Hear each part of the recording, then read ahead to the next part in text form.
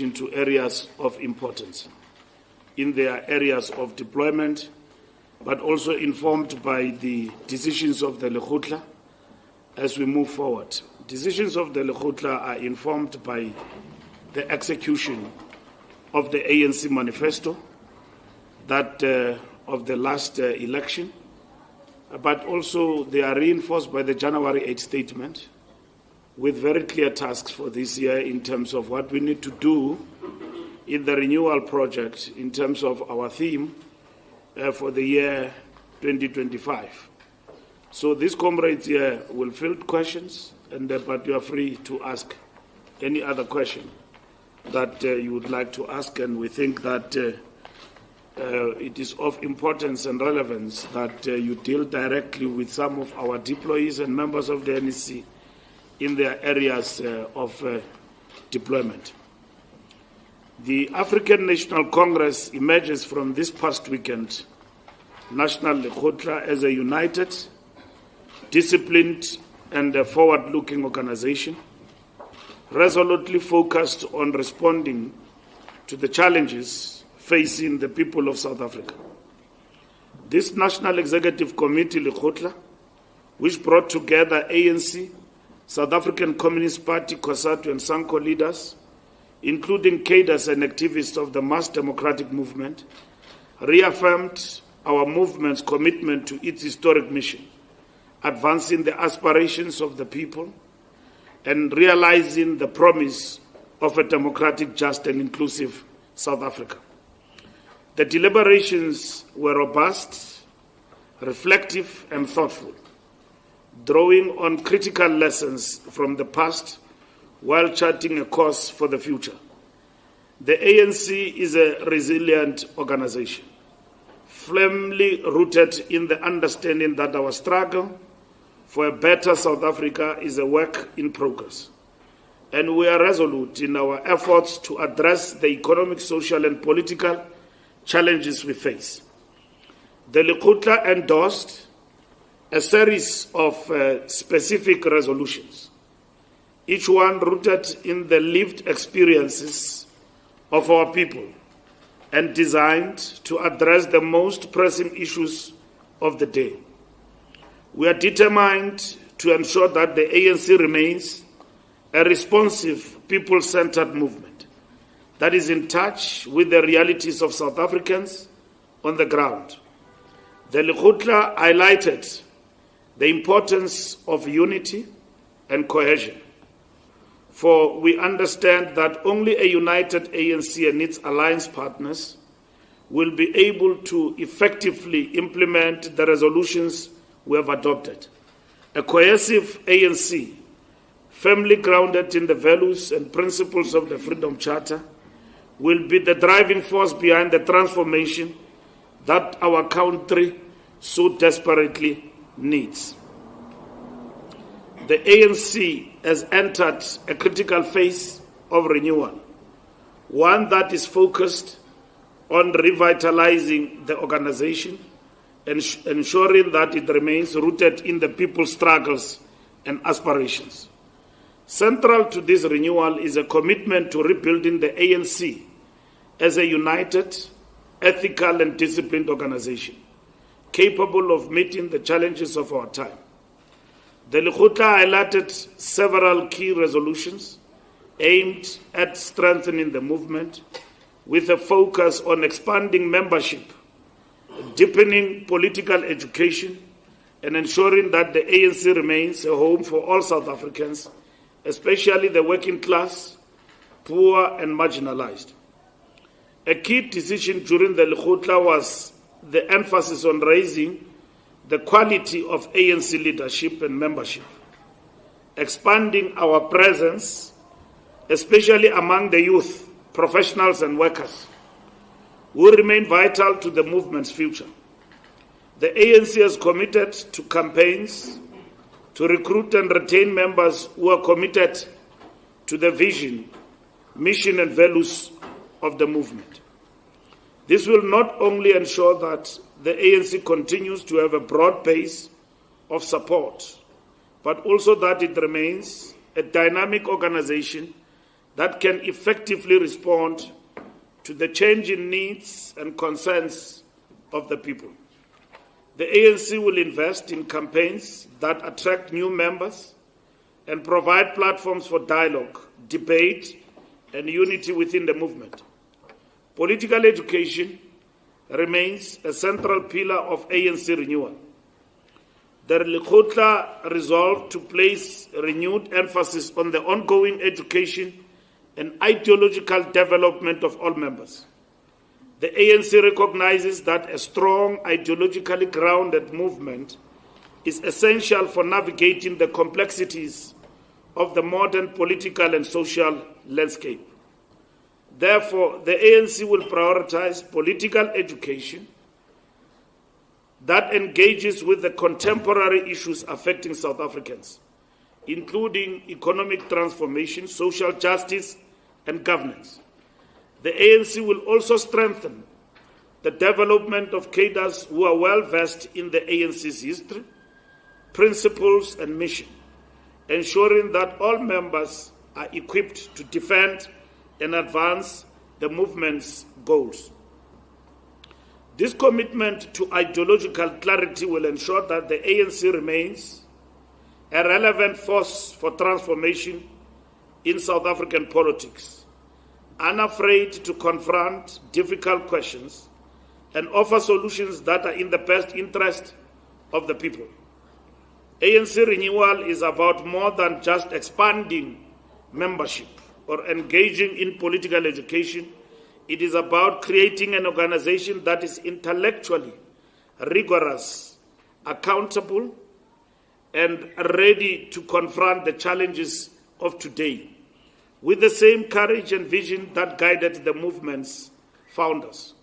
Through these efforts, the ANC will continue to be the leader of society, advocating for the transformation of South Africa into a just, democratic, and prosperous society for all.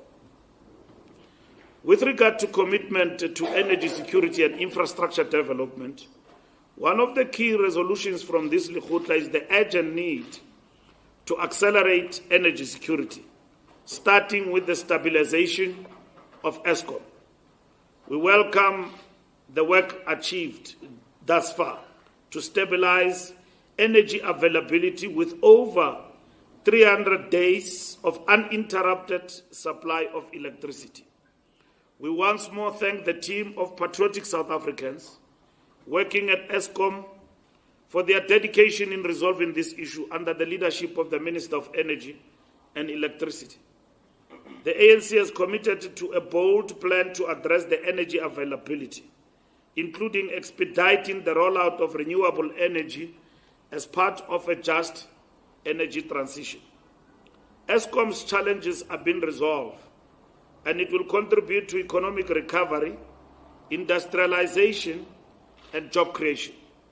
We welcome the work being done with local government and Eskom to resolve the challenges of debt and load reductions. In addition to energy security, the Lekgotla stressed the importance of addressing infrastructure backlogs in critical areas such as water, sanitation and transportation, roads and rail. We resolved to prioritize investments in these sectors, particularly in rural and underserved communities, where many people still lack access to basic services.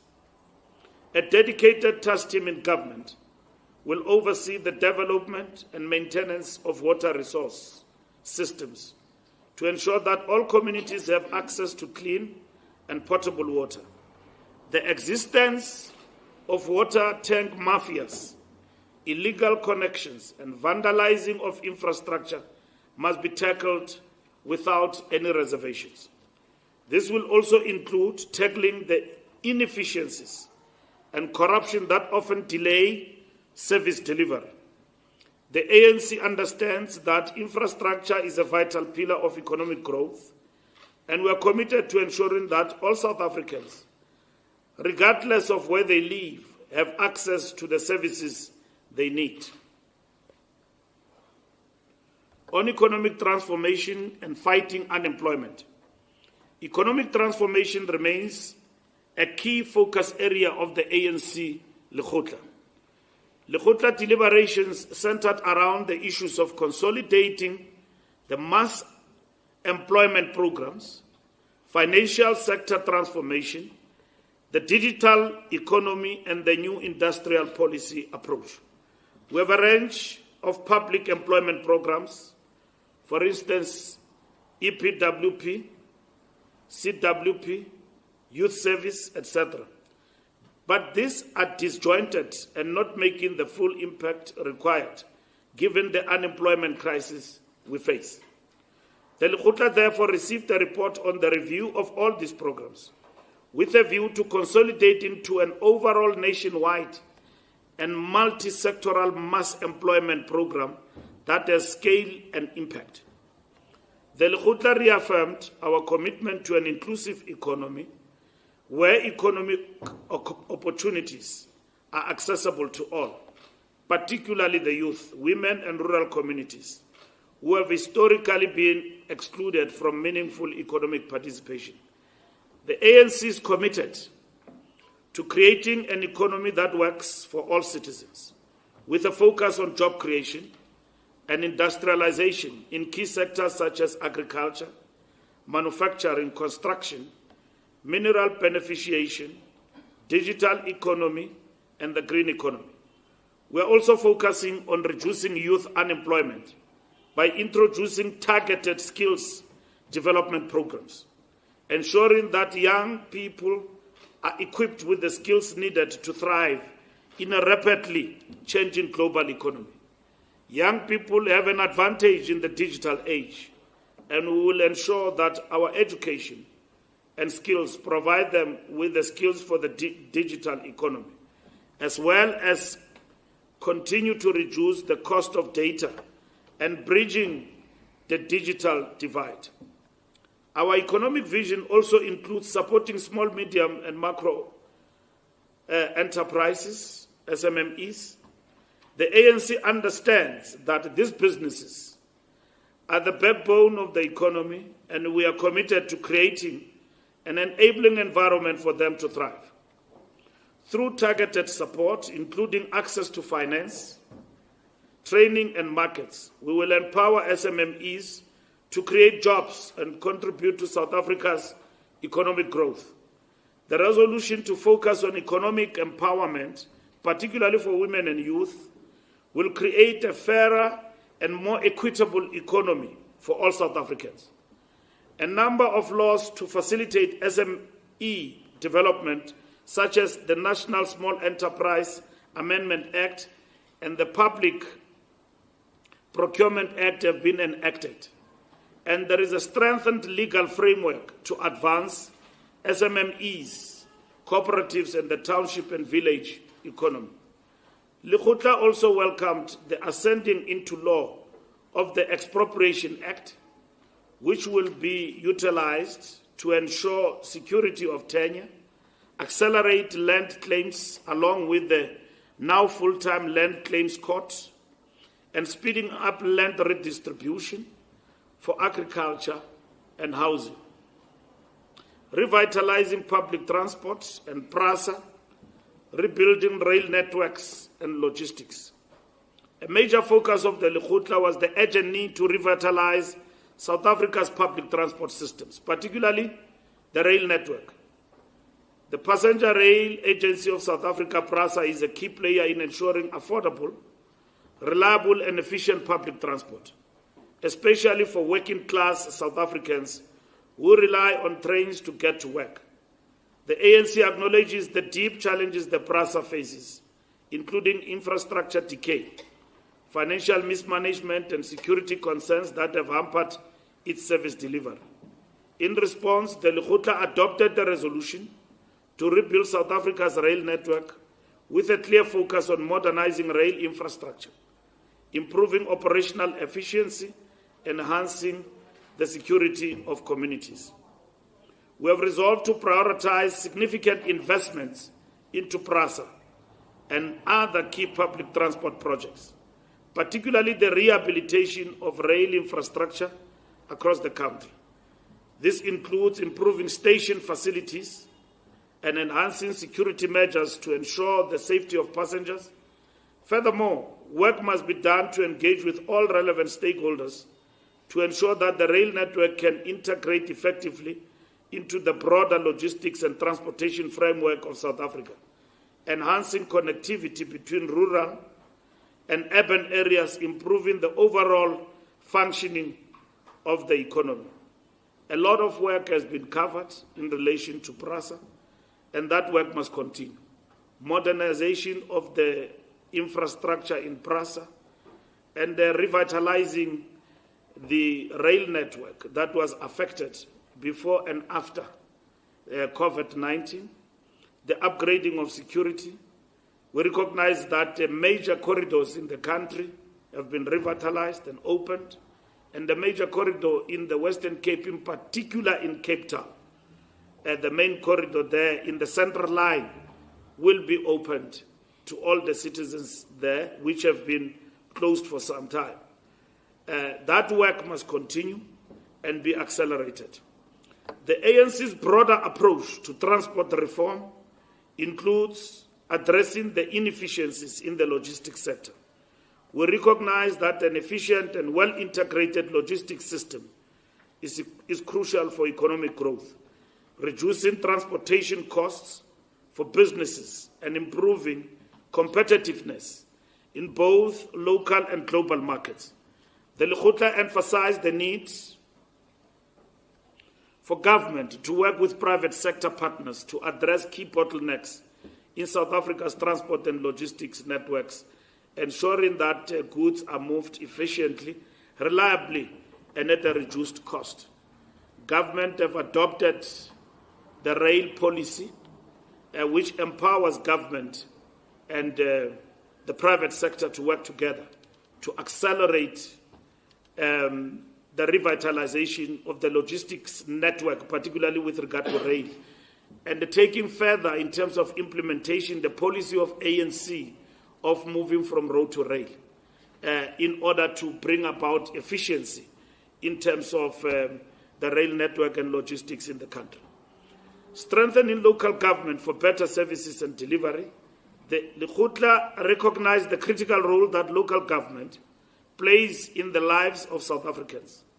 The effectiveness of municipalities in delivering services such as water, sanitation, and housing is fundamental to improving the quality of life for all citizens.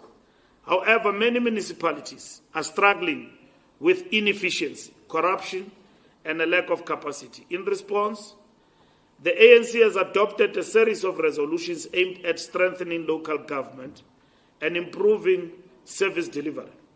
Our local government team will strengthen to work with municipalities to address service delivery backlogs and ensure that citizens in all areas, especially rural and underserved regions, receive the services they need.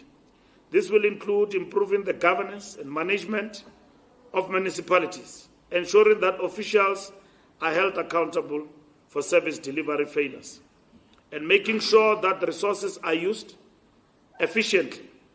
The ANC is committed to increasing the capacity of municipalities through the district development model to deliver quality services and ensuring that municipalities have the necessary resources, systems, and personnel in place to function effectively. The ANC Lekgotla also resolved to invest in the political and administrative leadership at the local government level. By focusing on building the leadership capacity of local government officials, will ensure that municipalities are better equipped to address the needs of their communities. Stronger leadership and effective governance at local government will improve service delivery and contribute to the overall goal of creating a better South Africa for all. Lekgotla also welcomes the process of review of the local architecture and the funding model.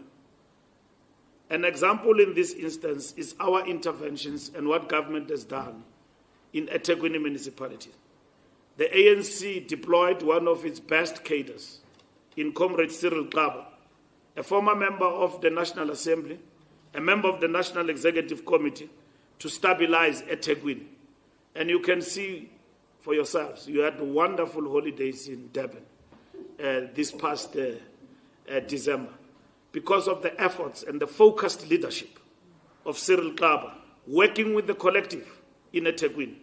This is the model we seek to employ across our municipalities, to intervene and, if necessary, bring outside deployment to ensure effectiveness of the municipalities going forward in the different provinces.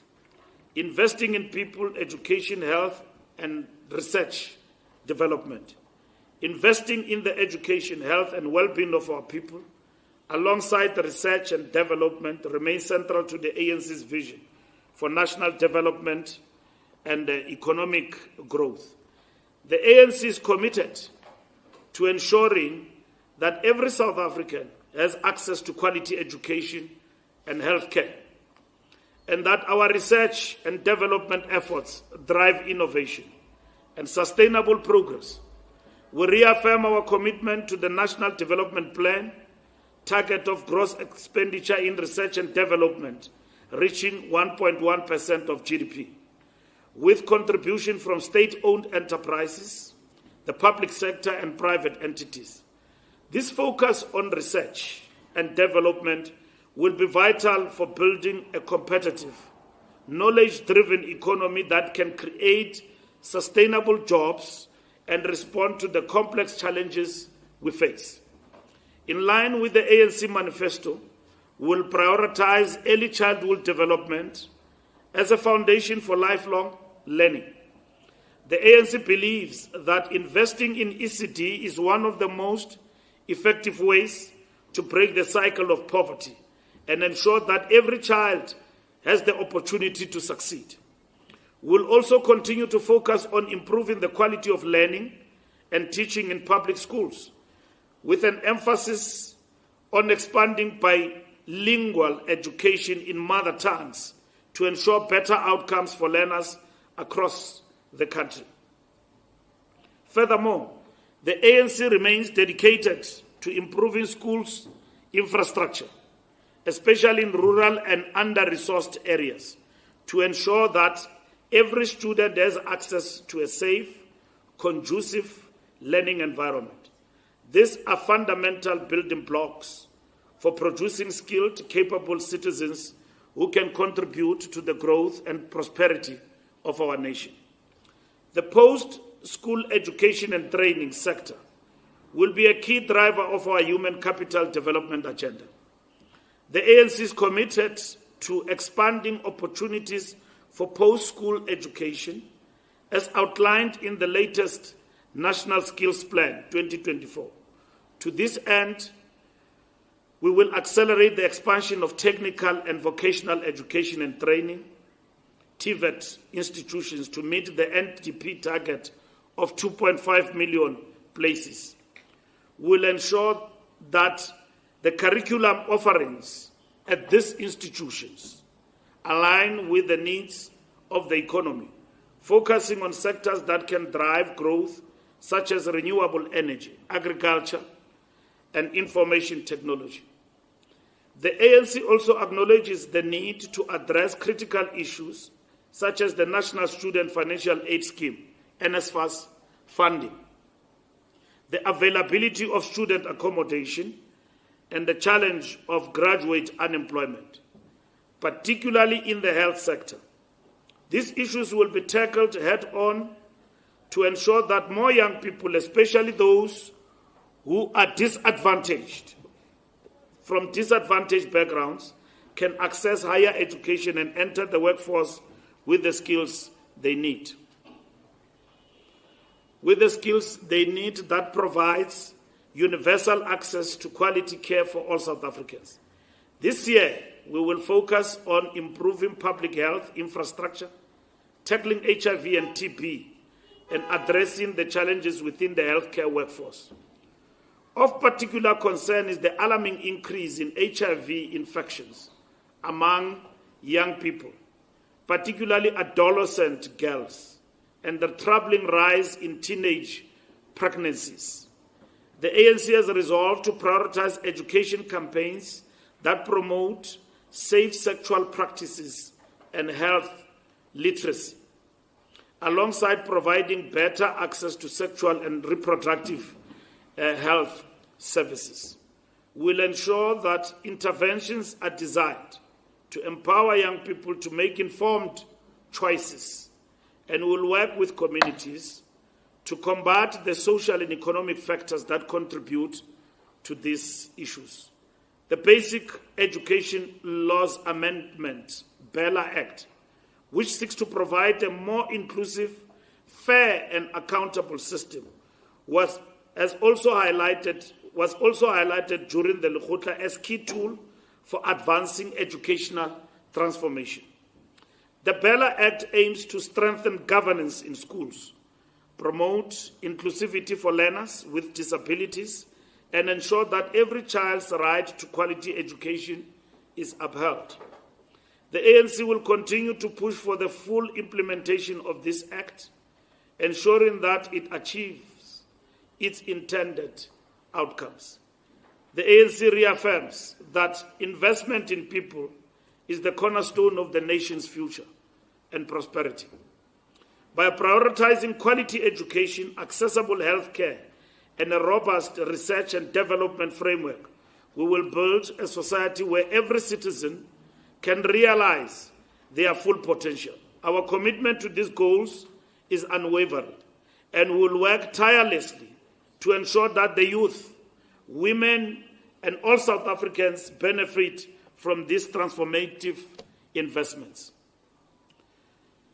The ANC extends its condolences to the families of the South African National Defence Force soldiers who tragically lost their lives in the Democratic Republic of Congo as part of the United Nations mission deployed in the Eastern DRC. These brave men and women paid the ultimate price in their service to peace and security on the African continent.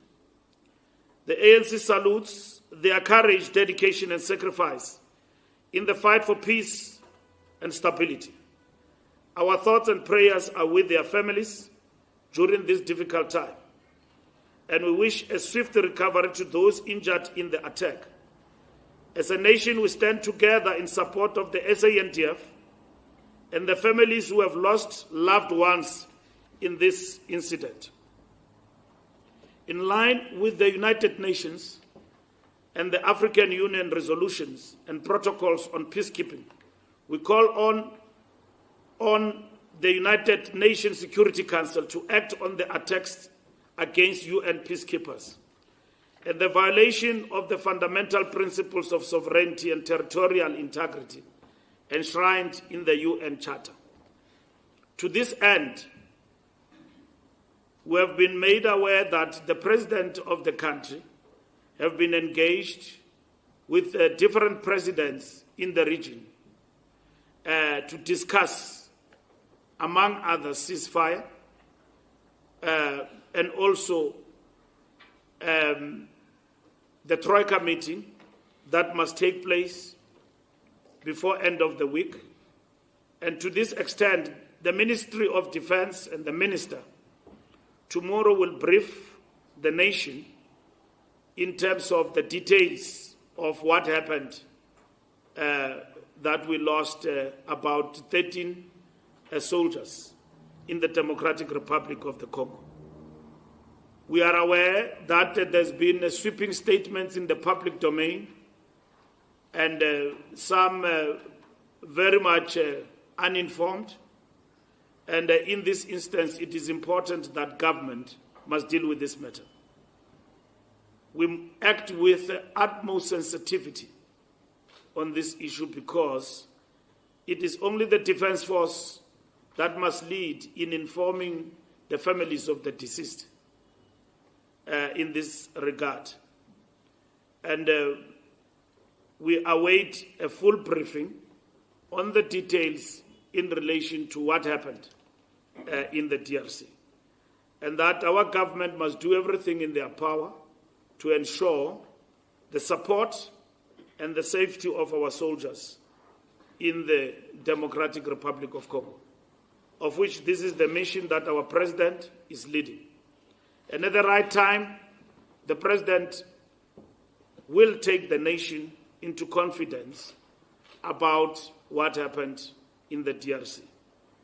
Our soldiers in the DRC are there for a peacekeeping mission. They are not acting alone. They are acting with others within the realm of the United Nations and SADC. We have done that in many other countries in this particular instance. And there are military protocols when it comes to armaments that guide nations that lead peacekeeping missions in this regard. So sweeping statements that our soldiers are unarmed and all of that, we defer to government to answer in this regard.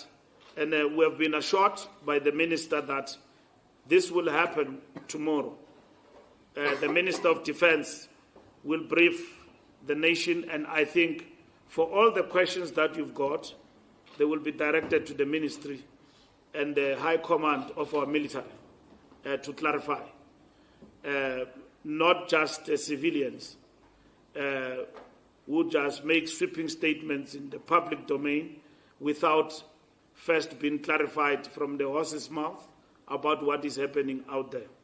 So it's better to comment whilst being informed, not that people don't have information on their own right, given the era of technology and social media and all of that.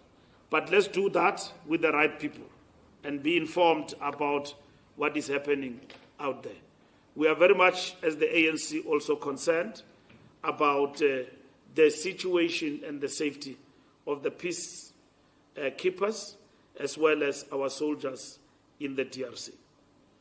In terms of the fight against crime, corruption, and GBV, the Lekgotla noted that the South African peace and stability environment is facing a challenging period characterized by the threats of crime, terrorism, and illegal migration, worsened by the scourge of corruption and inefficiencies across government departments and state-owned agencies. The scourge of gender-based violence and femicide continues to be persistent and stubborn in the South African landscape. We then resolved in terms of reform and integration and modernize the criminal justice system, that we need to capacitate all role players within criminal justice value chain through human resources and system integration. In terms of border management, we need to invest in technology and modernize border management work through introduction of biometric systems, including electronic traveler authorization. We need to secure the cyberspace and invest in the development of key legislative platforms, institutional establishment, and capacity building in partnership with private sector role players. In terms of increased safety in the communities, particularly for women and children, we need to robustly implement the integrated crime and violence prevention strategy across all communities and develop an accountability metrics across all clusters. In terms of combating priority offenses such as economic, commercial, and organized crime and corruption, we said we need to effectively synchronize investigative and prosecutorial efforts in addressing all priority offenses and ensure protection of whistleblowers. On international relations and solidarity, as South Africa continues to solidify its role as global leader, the ANC affirms its role and commitment to the country's G20 presidency. The G20 platform provides South Africa with an unparalleled opportunity to advocate for the interest of the Global South, particularly in addressing issues such as climate change, sustainable development, and equitable global economic governance. South Africa will use its G20 presidency to advance initiatives that promote multilateralism, global cooperation, and inclusive economic growth, particularly in the areas of financing for development and poverty eradication. The ANC remains steadfast in its support for BRICS, which continues to be a critical pillar of South Africa's foreign policy. BRICS provides an important platform for emerging economies to reshape global governance systems in ways that reflect the realities of multipolar world. The ANC will continue to work within BRICS to promote a fairer global order where the voices of the Global South are heard and respected. Our continued partnership with BRICS nations will be a driving force in advocating for the reform of international institutions like the United Nations Security Council and the International Monetary Fund, ensuring that these bodies better reflect the interests of developing nations. Looking ahead, the ANC will further engage in initiatives that strengthen South Africa's role in international affairs. This includes hosting the Liberation Movement Summit in 2025 and commemorating the 70th anniversary of the Bandung Conference. We remain committed to advancing South-to-South cooperation, strengthening Africa's presence on the global stage, and building alliances that support peace, prosperity, and shared development. South Africa's strategic positioning within the G20 and BRICS will play a crucial role in shaping the future of global politics and economics. On the battle of ideas, ensuring transformation agenda for all South Africans.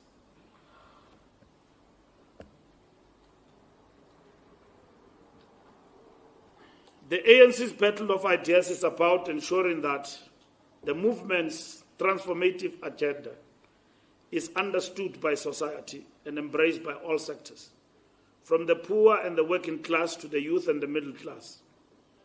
At the core of this battle is the need for the ANC to be a movement that speaks to the aspirations of all South Africans, particularly those who have historically been marginalized. The Lekgotla emphasized that the ANC must clearly articulate how its policies and actions will uplift all South Africans and how each section of society, including the youth, workers, and the middle class, can see their dreams and aspirations reflected in the ANC's work. A central focus of the battle of ideas is ensuring that the poor, the youth, and the working class are actively engaged in the ANC's vision for economic transformation. So the ANC is about transformation. Even in the GNU, the ANC is about transformation. The ANC is not about rubber stamping the past. It's about changing the past. And that did not end with our ascendancy to political power in 1994. That simply enabled us and give us opportunities to have access over state levers of power to advance the agenda of transformation. So we are not apologetic about people's interest. Because when we talk revolution and many other things, people tend to be confused. But essentially, a revolution is about people's interest, which is about what the ANC is advancing. What are those people's interests? Underdevelopment, poverty, and unemployment. And for us to advance these people's interest, we need to transform. And transformation is about legislation. Transformation is about intervening strategically in many ways to ensure that we realize what should and will be in the people's interest. And that is what is important. Mutsualedi is here. I'm sure you'll ask him about NHI. He will clarify you. That is people's interest. And Makingwana is here. You'll ask him about crime. It's about people's interest. Mamluko, Of course, you'll ask her about the economy, but also she's in the justice cluster and all of that. You'll ask her about all of these things which are in the people's interest. So to ask the question of transformation and transformation is non-negotiable. The Lekgotla resolved that the ANC will work towards ensuring that the media serves as a platform for factual, evidence-based reporting that reflects the true progress being made in society. It means we've got to engage in the battle of ideas. And so that battle of ideas is not amorphous. And it doesn't mean that we share the same perspective with the fourth estate in our country. And it is out of robust engagement and understanding where we come from that you'll understand where the ANC is going. So that is why we emphasize the point that the ANC will speak for itself. You can have your sources, it's fine, but the ANC will speak for itself when it comes to people's interest and national interest, what we are doing for the people and how we are advancing the cause. And we seek to build a relationship with the media and broadly society in terms of the national debate to enable ourselves a positioning in which we can be understood where we come from. On a range of issues. Today we're talking about expropriation of land. We believe some don't understand us. And that is why we'll be talking even with our partners in the GNU so that they understand us, where we come from as the ANC on these matters. It's not just matters of process, that somebody did not understand the process and all of that. It's about fundamentally, to us, transformation. But over and above that, that transformation is not swart khafar. It's not a danger to anybody. It's about this principle of inclusivity. We're talking about, when we talk about people's interest in terms of advancing transformation in South Africa. The process must include and reignite hope among citizens of this engagement. Among the areas that should be discussed, we believe, is the economy and jobs, poverty, governance, crime, nation building, advancing constitutional rights, participatory democracy, and the land reform. The ANC will work with the Alliance MDM and progressive civil society to participate in a meaningful and a coherent way, building consensus on a whole range of issues in terms of the national dialogue. On the 70th of the Freedom Charter, finally, the Lekgotla reflected on the 70th anniversary of the Freedom Charter, a seminal moment in our history that serves as a reminder of the vision of the free, non-racial, democratic, and prosperous South Africa. This milestone provides us with an opportunity to reflect on our progress, recommit to the ideals set out by the people in 1955, and galvanize efforts towards realizing these goals. As we look to the future, the ANC remains resolute in its commitment to building a South Africa that belongs to all, rooted in equality and human dignity. Thank you very much.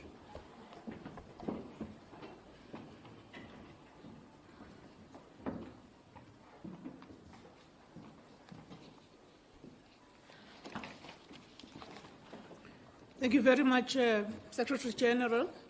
At this point, I will turn to you, colleagues, for questions. Okay, I'm going to start this side. I see Zianda, followed by Sunday World, and followed by SABC. As well as yourself, my sister. Let me take those 4 hands as part of the first round.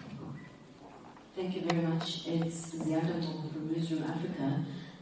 Thank you very much to the Secretary General for confirming the briefing by the Defence Minister tomorrow, but I want to find out from the ANC whether or not you're satisfied with how long it's taken your deployees in the government to actually take the nation into its confidence, given the fact that you yourself have acknowledged that in that absence there's a lot of miscommunication and a false understanding of the real situation. It's quite a dire situation at hand.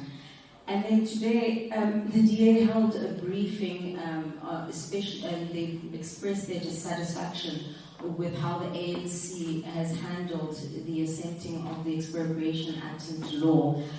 And they've basically made another threat to say that, you know, it's not impossible for them to leave the GNU. So how much can you really afford to have the DA leaving the GNU from the perspective of being able to pass budgets, for an example? Thank you. Sunday Well. Thanks. My name is Mohan. I work for the Sunday World. It's very hot here. Anyway, I like also the tie by the premier there. It's nice since he became principal. He dresses up like a real principal, not just a joke. Ice-breaking. Well received. With regards to the situation in the Eastern DRC, I hear you about peacekeeping mission, blah, blah, blah. What interests of ours as South Africa are our soldiers representing there? Just leave the peacekeeping, but interests that are of South Africans, me and the 62 million others. And then with regards to the issues of sending the peacekeepers, especially to municipalities, is relevant because the next big battle is the local government election. You make an example about the mayor of Italy, the Senate Club. Is that likely to expand? We were like to see comrades like Swobozi being sent to Winnie Mandela local municipality like Besran to be a mayor there as well. I'm just making an example about so, but I think you get the gist of my point. Is that what we're likely to see? Where now it's no longer a case where if you're an NEC member, your best shot is being a minister. I would like to see it transcending into as the lowest municipalities. And then, and then the other thing is that I noted with concern from your statement. In fact, generally in the ANC lexicon these days after this meeting, you barely speak about the SOEs in the broader scheme of things. Yes, we touch here, Brasa, here, electricity, but it's like the SOEs debate in the ANC is being lost. Have the question being, have you lost confidence completely in SOEs in favor of privatization? What is the situation? Thank you very much. SABC. Samukele Maseko from the SABC. Mr. Mbalula, and to the rest of the panel, the ANC leaders. Your South Africa's ambassador to the UN, Marjorie Joini, basically in the UN Security Council this afternoon, spoke about Rwanda's role in the conflict in the Great Lakes region, particularly noting and saying that Rwanda is supporting M23. What is the ANC's view and posture with regards to the role of Rwanda, and in particular Paul Kagame, in that conflict in the Great Lakes region? Do you share the views of South Africa's UN representative in the Security Council currently this afternoon, echoing those sentiments that Rwanda is funding M23? Then, following up on Mawandi's question, success of South African presidents have been involved in the peacekeeping mission negotiations in the Great Lakes region, particularly from Mbeki, Zuma, Kgalema, Cyril Ramaphosa at this point in time. What is really South Africa's interest in that particular region, noting the number of South African business people who have business interests in that country, and some of them have that particular lineage to the political elites of the ruling party? Then, to Mr. Senzo Mchunu, in your capacity as the Minister of Police, crime intelligence is a mess. You issued out a letter holding and freezing all posts within crime intelligence. How far are you within that process of sorting out the problems that are faced with crime intelligence, and reports that crime intelligence is the one that funded the murder of the former ANC Youth League Secretary General Cindy Somakaka? On Provincial Commissioner Mkhwanazi. There have been reports on him. What is your current relationship with the Provincial Commissioner Mkhwanazi? Do you believe in the allegations, or what is the standpoint on the allegations that are currently made against Provincial Commissioner Mkhwanazi in the province of KwaZulu-Natal? And then lastly, the relationship with Fanele Somola, the current police commissioner, is he most likely to finish his tenure in that position, or are you looking elsewhere at replacing the national commissioner? Thank you. Thank you very much. I'll move this side.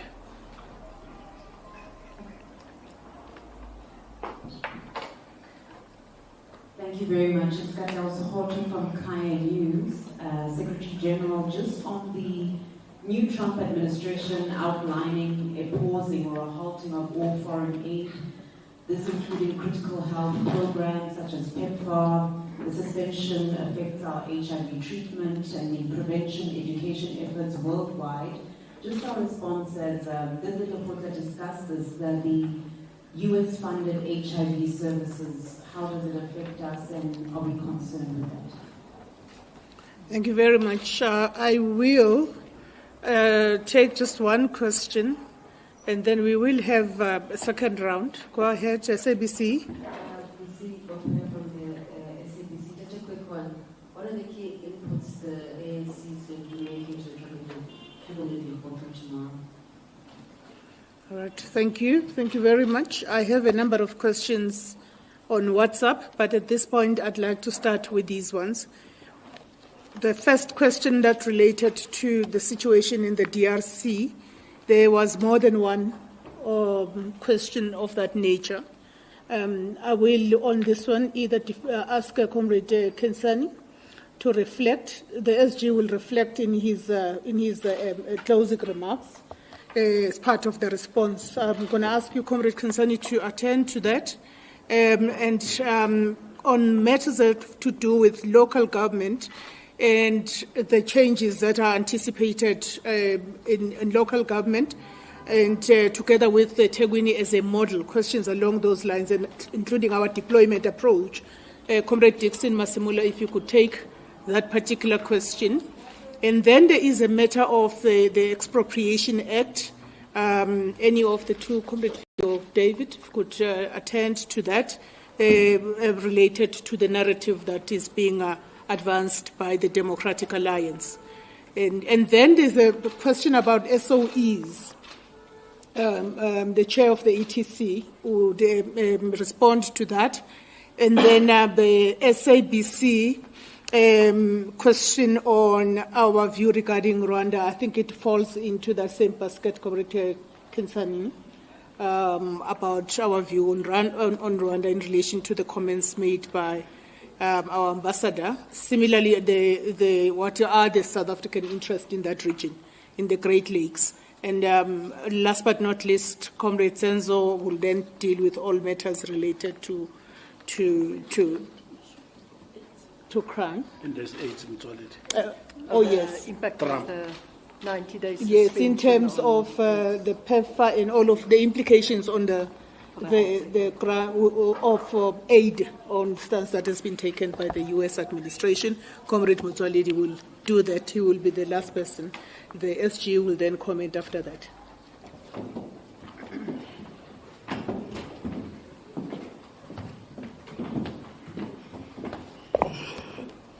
Thank you very much, Comrade Mahleng. Good afternoon, comrades. I think the first one, let me start with the issue around SOEs, the ETC matters, then come to the security. I'm into clusters now. The first one around the SOEs, we haven't stopped talking about SOEs, and there's no decision by the NC to privatize any of our SOEs.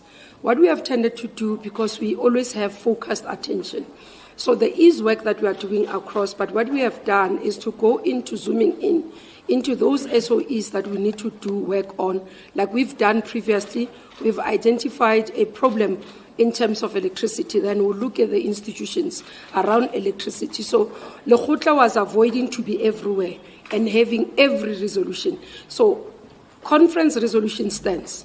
Now, when you go to Lekgotla, you do progress report on those areas.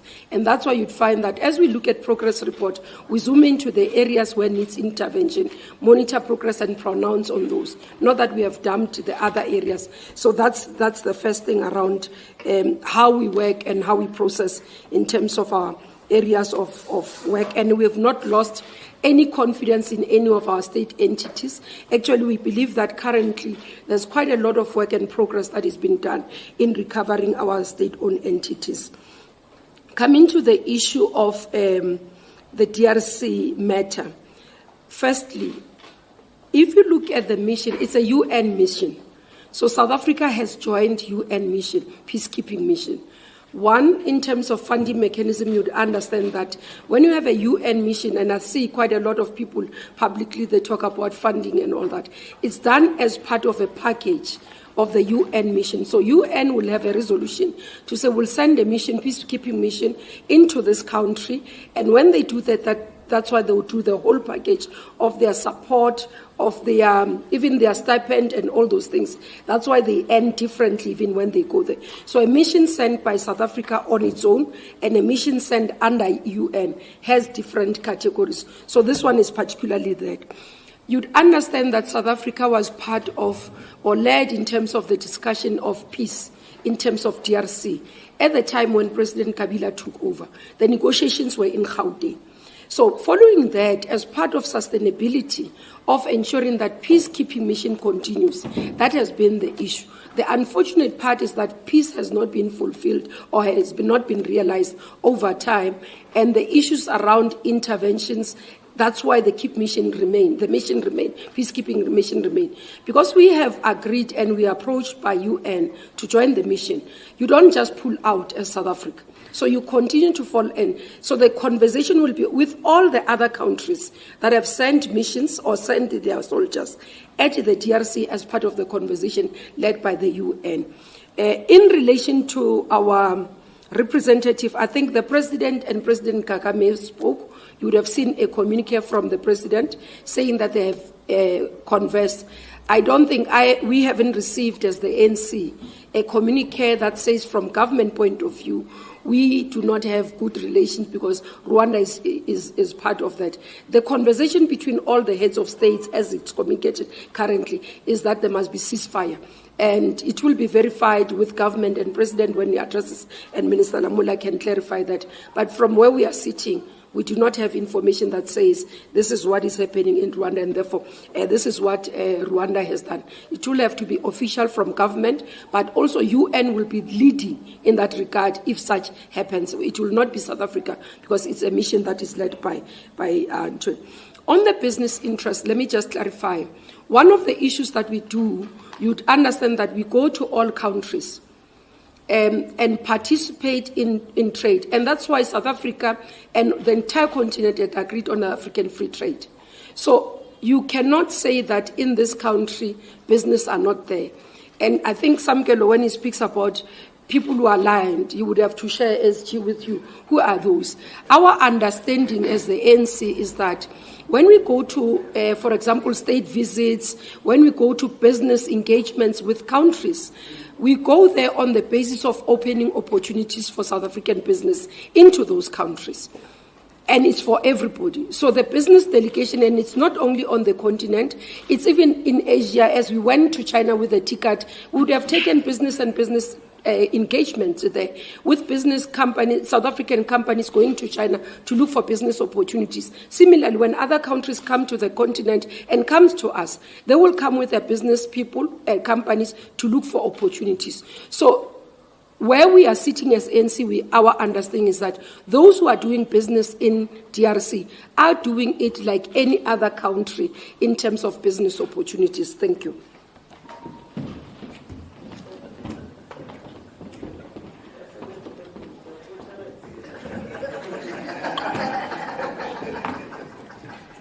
No, thank you very much, Comrade Mahlengi, and a very good afternoon to members of the media.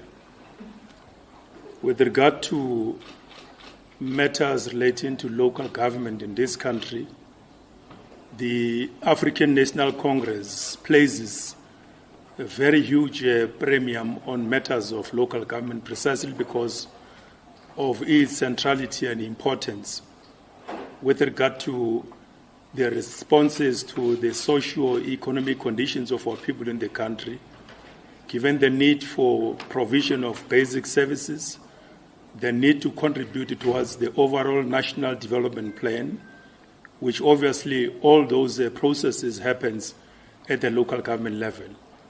It becomes extremely important for the ANC, and hence the Lekgotla took a very firm posture, appreciating the position and the role of the ANC in this sphere of government, what I could call in the theater of local government, with regard to matters of policy, matters of legislation, the role that the ANC plays and play in society, and generally the extent to which it will have to work very closely with many social formations for social progress. The African National Congress believes very strongly that for us to attain social capital, the extent to which that would have to characterize social progress, but most importantly, how we change the living conditions of our people.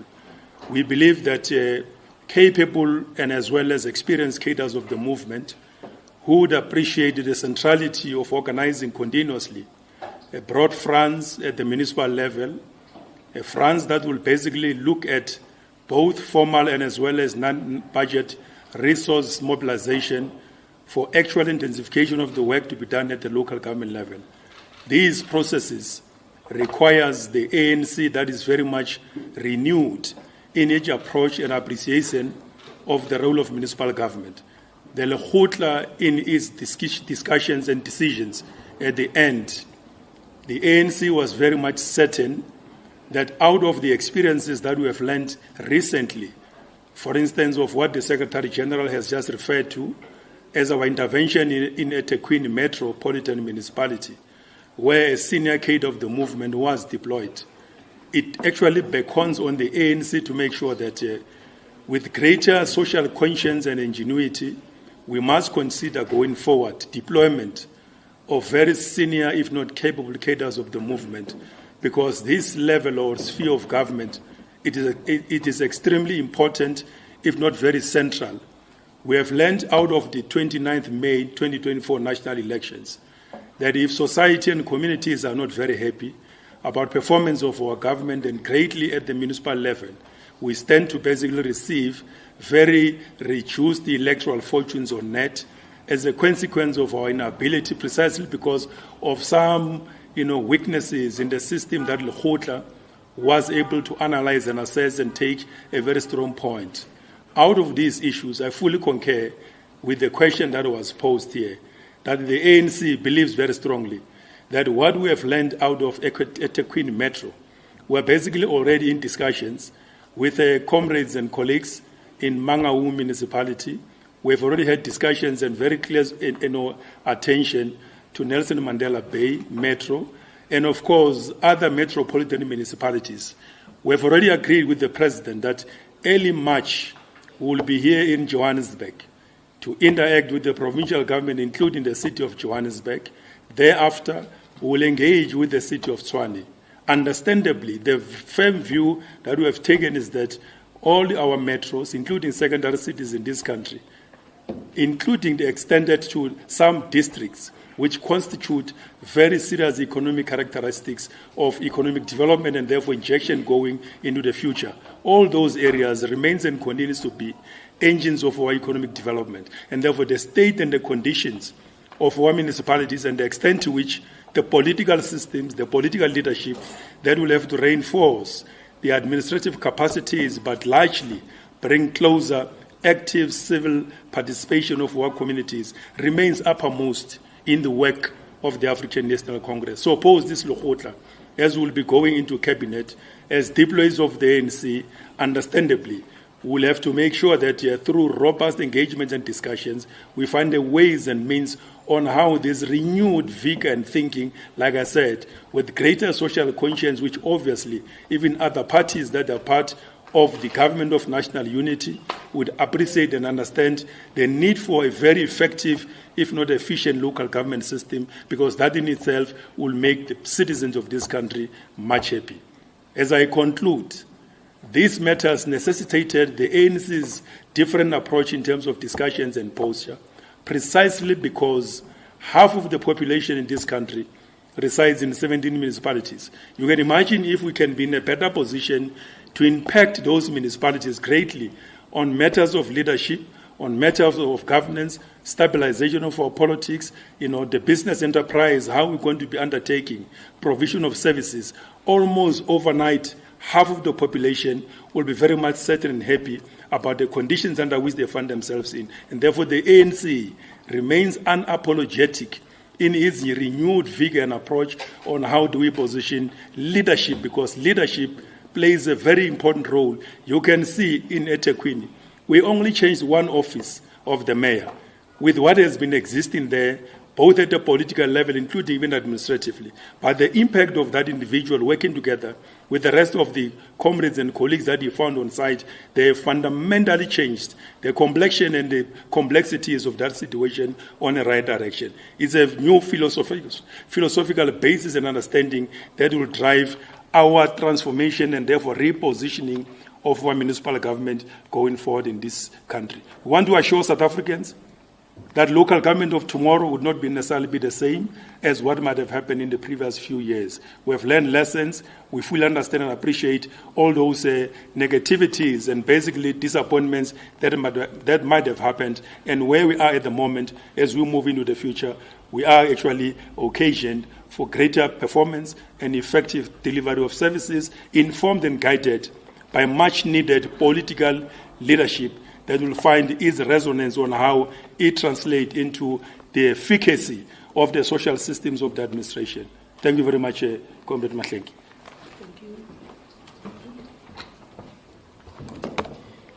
Thank you very much, and good afternoon. On the question about the Expropriation Act and the possibility of the DA leaving the Government of National Unity, I mean, the Expropriation Act was passed by Parliament before the elections, during the sixth administration.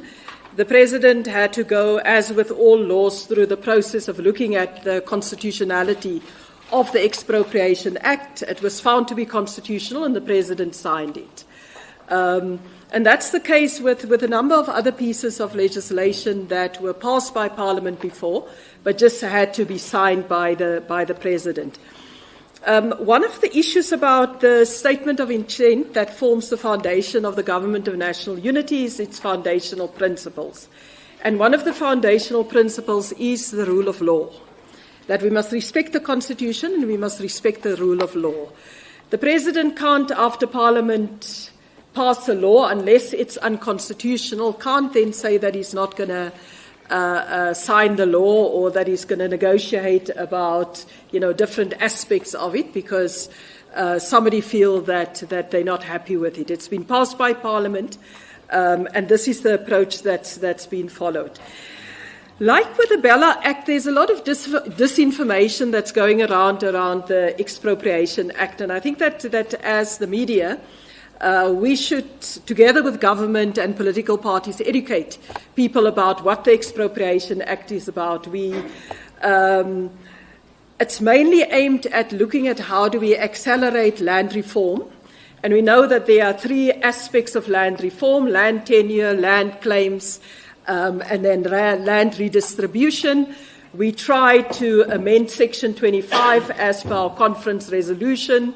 We didn't manage to get a two-thirds to do that, and the Expropriation Act is therefore the next step to be able to ensure that we accelerate these three parts of land reform. There was an Expropriation Act of 1975, in addition to what they had in 1913 and 1936, and the Group Areas Act, to be able to remove people from their land. The Expropriation Act is to provide the legal framework of how government can ensure that it address issues of land tenure better, learning from the experience of the last 30 years, also look at how do we free up land for housing, how do we free up land for agriculture, particularly small-scale agriculture, and in a real sense address the historical injustice which our Constitution enables us to do, and in fact see it as part of the foundation. This thing about leaving the government of national unity is a bit like, what is it, the little boy crying wolf. And I think that by the time that you really implement and there's really a wolf, you may find that nobody is listening because you've cried wolf so many times. That's all I'll say about that. A general point about South African peacekeeping, if you can recall in 1994, the approach that we followed towards the African continent and the African agenda and peacekeeping in the continent was that the continent for a very long time have been focused on the struggle against apartheid in South Africa and Namibia. We were the last to get free in 1994, which means that with the apartheid issue resolved, it provided an opportunity to look at the serious conflicts that were going on there in the continent at the time. If you can remember Sudan, that was one of the early issues that South Africa got involved in. But over the 30 years, we've been involved in Burundi. After President Nyerere from Tanzania asked President Mandela to take over from him, we were part of the Burundi peace process. We've been part of the process in the DRC. It's not the first time. We've been involved in the DRC since before 1996. Libya is another example. Cote d'Ivoire, South Africa had to play a role. And not just in the African continent. I mean, we've been asked to assist in Northern Ireland, Sri Lanka, East Timor, what is the other place now? Of course, Palestine, that we are involved in an ongoing basis. So the role of South Africa in peace talks and peace missions is based on a document that this year we will be celebrating 70 years, where we said that there shall be peace and friendship. And that's what South African foreign policy is about, that where, as part of the international community of nations, we participate in peacekeeping missions. Secondly, we understand that South Africa can't isolate itself from the rest of the continent because it expresses itself, if there's a problem in Mozambique, it expresses itself in migration to Mozambique from DRC and other parts of the continent. So there's a link, and your question about what it means for the 62 million South Africans, it means that we have to look at peace and security in a broader regional context in order to make sure that we have peace and security and we can address the push factor that force people to leave their countries because of instabilities and problems. So that's really the context of our peacekeeping, and our mission in the DRC, together with MONUSCO as well as the SADC mission, is part of that continuity of a policy that started since 1994. What will our inputs be in the Lekgotla? I think the lady from SABC question. The government Lekgotla will look at both what should go into the 2025-2026 program of government, but also to adopt the medium-term development plan for the 7th administration. And that is why the statement that the Secretary General read dealt with nearly every aspect of governance and the priorities that will go into the medium-term development plan, from what we will do about crime and GBV to education, health, to the economy, and particular focus on industrialization, investment over the coming 5 years in infrastructure, as well as issues with regards to water, energy security, as well as international relations. So our input to the Lekgotla outcomes is really what our deployees will be taking to the government Lekgotla, and that is based on the 3 priorities which the President last year in the opening of Parliament set for the 7th administration, which is inclusive economic growth and jobs. It is addressing the costs of living and tackling poverty. And then, of course, the third one is to build a capable, developmental and ethical state. So that is our input into the government Lekgotla. And the fact that we once again met together with our alliance partners as the SGC said, is part of making sure that we have unity of purpose. And those ANC members that, from the President to the ministers, to our premiers, that are part of the Government of National Unity and leading provincial governments, that is the mandate that they have to take into the Cabinet Lekgotla, but also the provincial Lekgotla that will follow. Thank you very much. Thank you. Sanzo?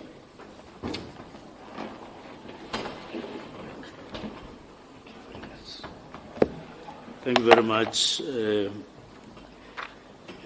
Comrade Mahlengi, and to everybody here and the SG. Number one, on crime intelligence, the Ministry of Police regards crime intelligence as one of the key components in policing, not only in South Africa, everywhere else. And we take that component very seriously, to a point where it has been identified as one of the priorities, together with technology in policing, outstanding dockets in the detective section, and forensics, because they are key enablers in improving policing and making sure that we have impact that is desired. Now, our areas of focus include murder, the murder rate, which we want to reduce, rape, drugs, proliferation of firearms, both legal and illegal. If we are to achieve any progress or make any progress on this, we need these enablers to assist us to get the organization to a better position. And that's why they've been identified as priorities. Now, we've had several discussions, of course, not only on crime intelligence, but on all these areas. And on crime intelligence specifically, we have had quite a number of discussions, and they are ongoing within the ministry. And these discussions that we are having on an ongoing basis, but also with the National Commissioner, are time-bound. In other words, we are not holding them forever and ever. They are time-bound, and at some point, at a time when we are ready, we will give clear directions in terms of what is necessary so that there are changes, so that there are improvements, and also including how crime intelligence needs to be positioned such that through it we get the objectives that it exists for. So we're looking at the matter and we regard it as seriously. Do we have concerns? Yes, we have concerns. There are a number of areas that have been identified for that in our discussions, and these are ongoing, as I've said. PC, KZN, well, we're aware of allegations against the PC of KZN that are circulating in social media. We've had a chat with the National Commissioner on this, and National Commissioner will be addressing the media before the end of the week on this and other matters that he will regard as relevant for that particular media briefing. But negative allegations against someone that come in that particular form when you're not in a position to defend yourself other than coming after and reacting after, especially if they are serious, and especially if they are sent to somebody very high in the police echelons, being provincial commissioner, are unfortunate. They are unfortunate in the sense that we need to avoid harming somebody without due regard and without relevance. who has such a huge responsibility in the community. And therefore, it's all unfortunate that these allegations have come in the form that they have, and they will be addressed, even though they will be addressed properly, even though they're out there without being channeled properly, as we would have loved, that they be channeled properly with evidence and all of that. But of course, we will react to the process in due course. What are my relations or ministry's relations between with the provincial commissioner? These relations are prescribed in law. He reports to the national commissioner, all of them nationally. But practically, it's unavoidable that from time to time ministry will talk to commissioners at a provincial level. At that level, it's normal, or from KZN, we spend no less than 3 days there. We're talking and getting briefings that are necessary. So working relations are normal, and we continue to do so. And the last part is working relations with the National Commissioner. We have normal relations with the National Commissioner, and which I regard as good. But working relations, if they are working relations, it would mean that there would be a part that would concern me as minister and as together with ministry, and on the other hand, National Commissioner will have his own concerns. We will meet. Do we meet? We meet frequently. We talk frequently. We phone each other. Even today, I did call him on some matter. So those relations, he is matured enough, I am matured enough, that we should maintain healthy, very healthy working relations, which doesn't mean that when there are issues that need to be discussed, we avoid that. It won't happen like that. We'll discuss matters as and when they arise and need to be discussed, whatever issues. Thank you. Thank you. And last.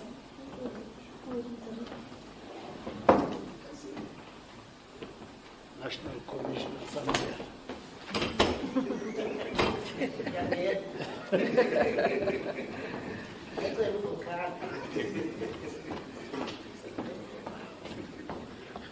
Thank you very much, SG and colleagues and members of the media.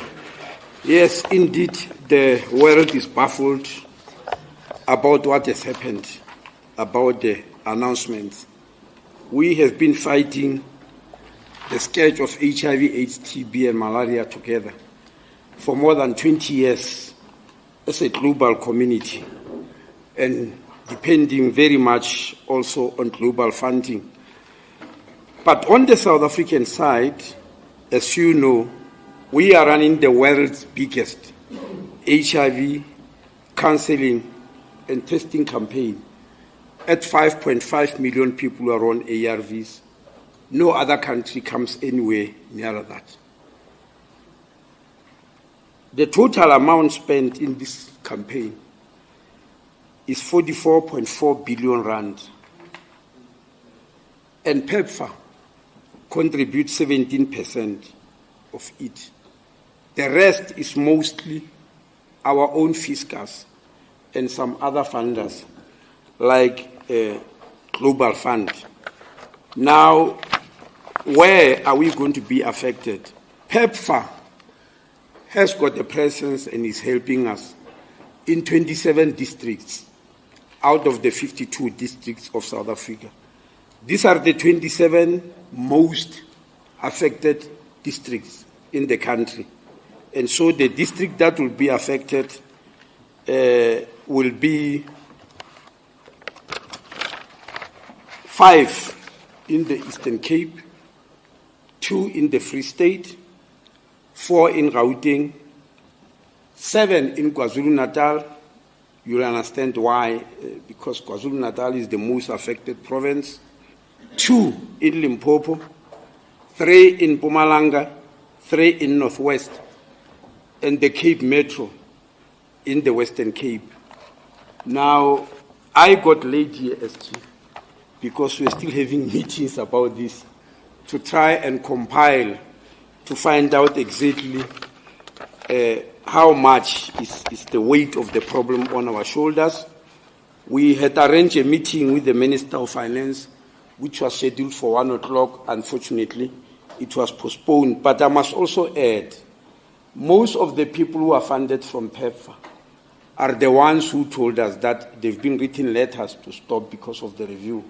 We as a government, whether DERCO, we checked with them, or health, or treasury, where the money is going, we have not yet received any letter whatsoever. We hear from the clinics, especially vets, where most of the clinics are run under vets. So that's where we are. We will compile and finalize the matter. We'll meet with treasury. So the information I'm giving you is a stopgap information in the meantime. Thank you very much.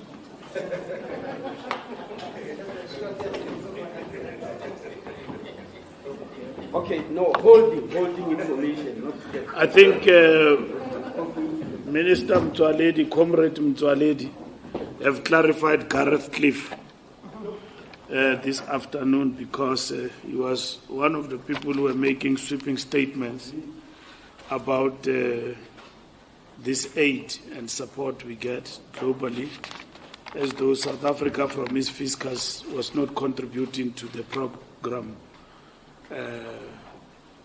in the fight against HIV and AIDS in our country. As Yanda, in terms of the Defence Force briefing, it is important, and there have been statements that have been issued. Of course, they are briefing at the right time because Defence Force doesn't work like anybody. They need time to ascertain the facts and look at their situation and thereafter brief.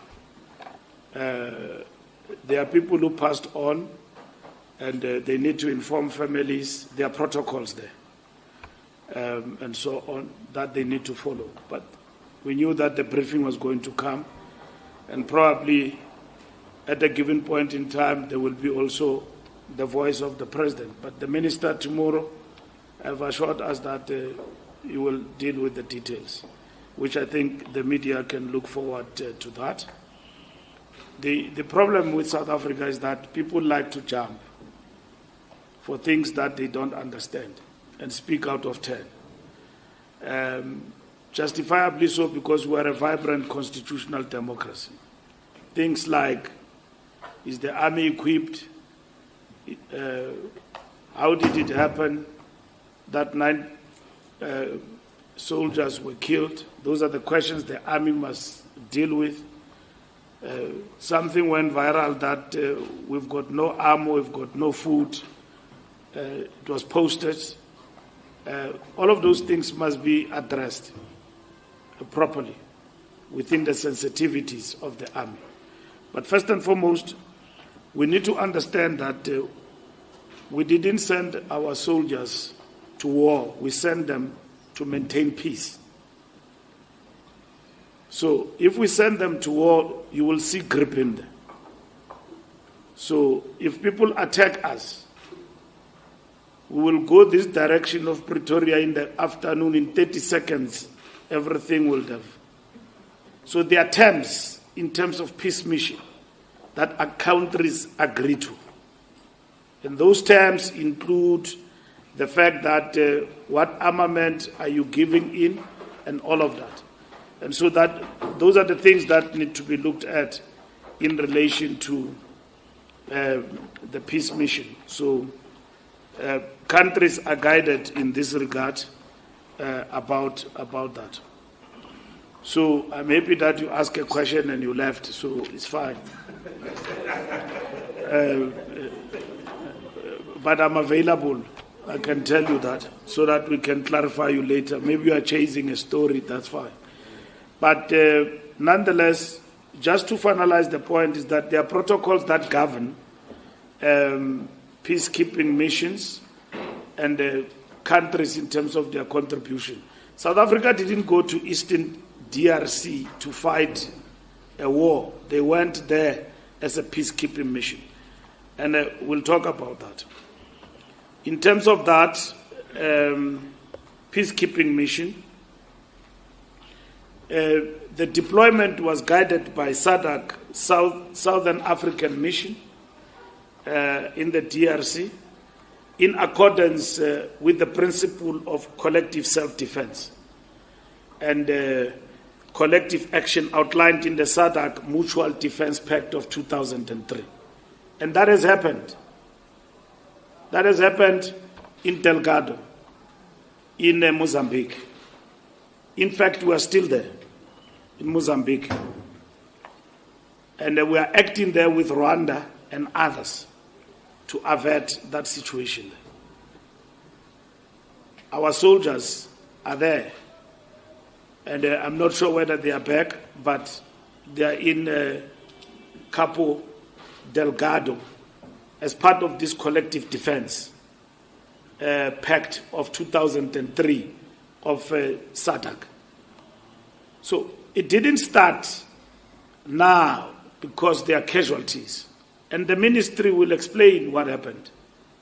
We were informed, Parliament was informed, and under MONUSCO and Summit DRC, SADC, as well as the AU and the United Nations, this mission was established together with elements of the Congolese army and in the creation of what is called FARDC in Eastern DRC.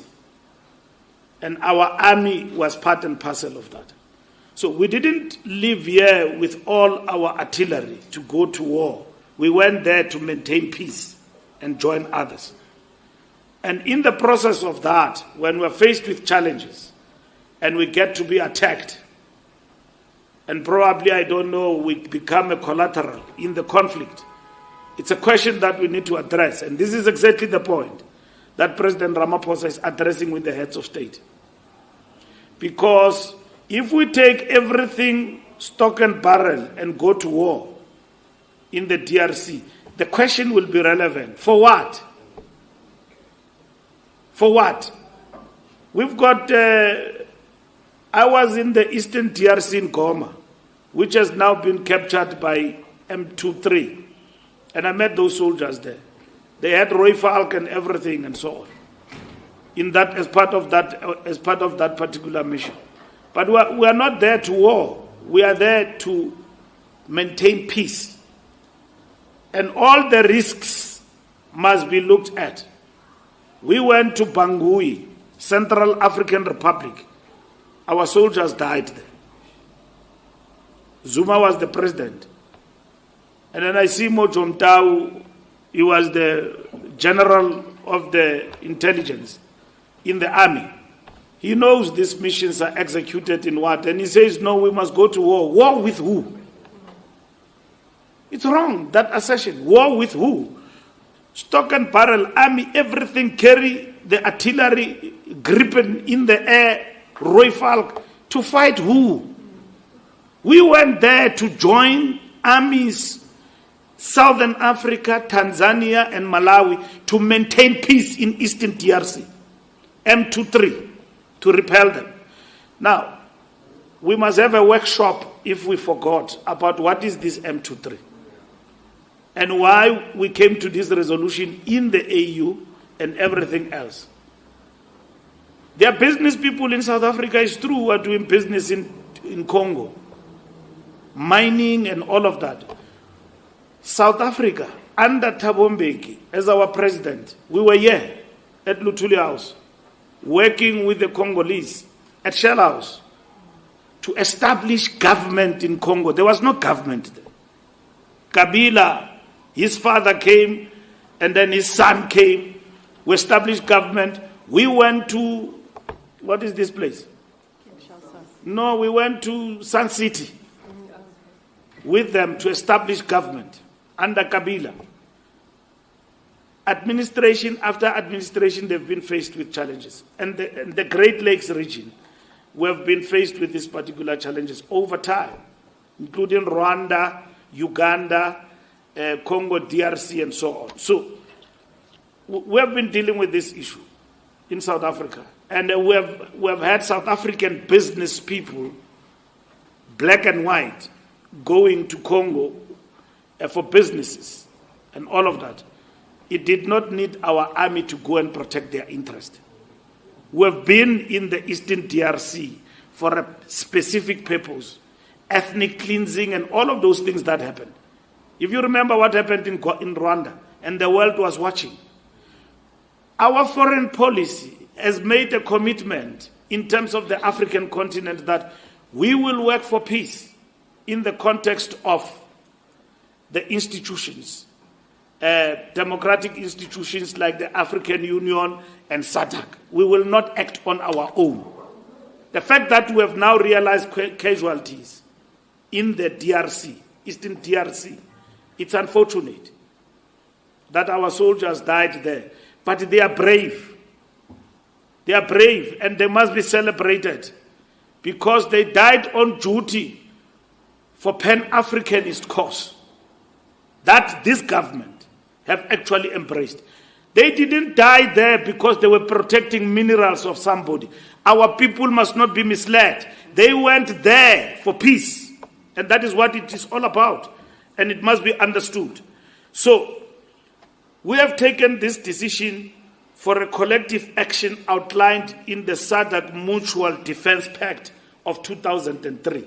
So South Africa does not act alone in that particular regard. We act with others. This mission was deployed 15 December 2003 to support the government of the DRC. 15 December 2003 December. This mission was executed in Eastern DRC by the South African government.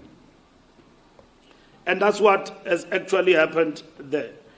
Now, coming to the DA and what the DA lament about the GNU, I don't know what is the lamentation now. What the DA basically want, because as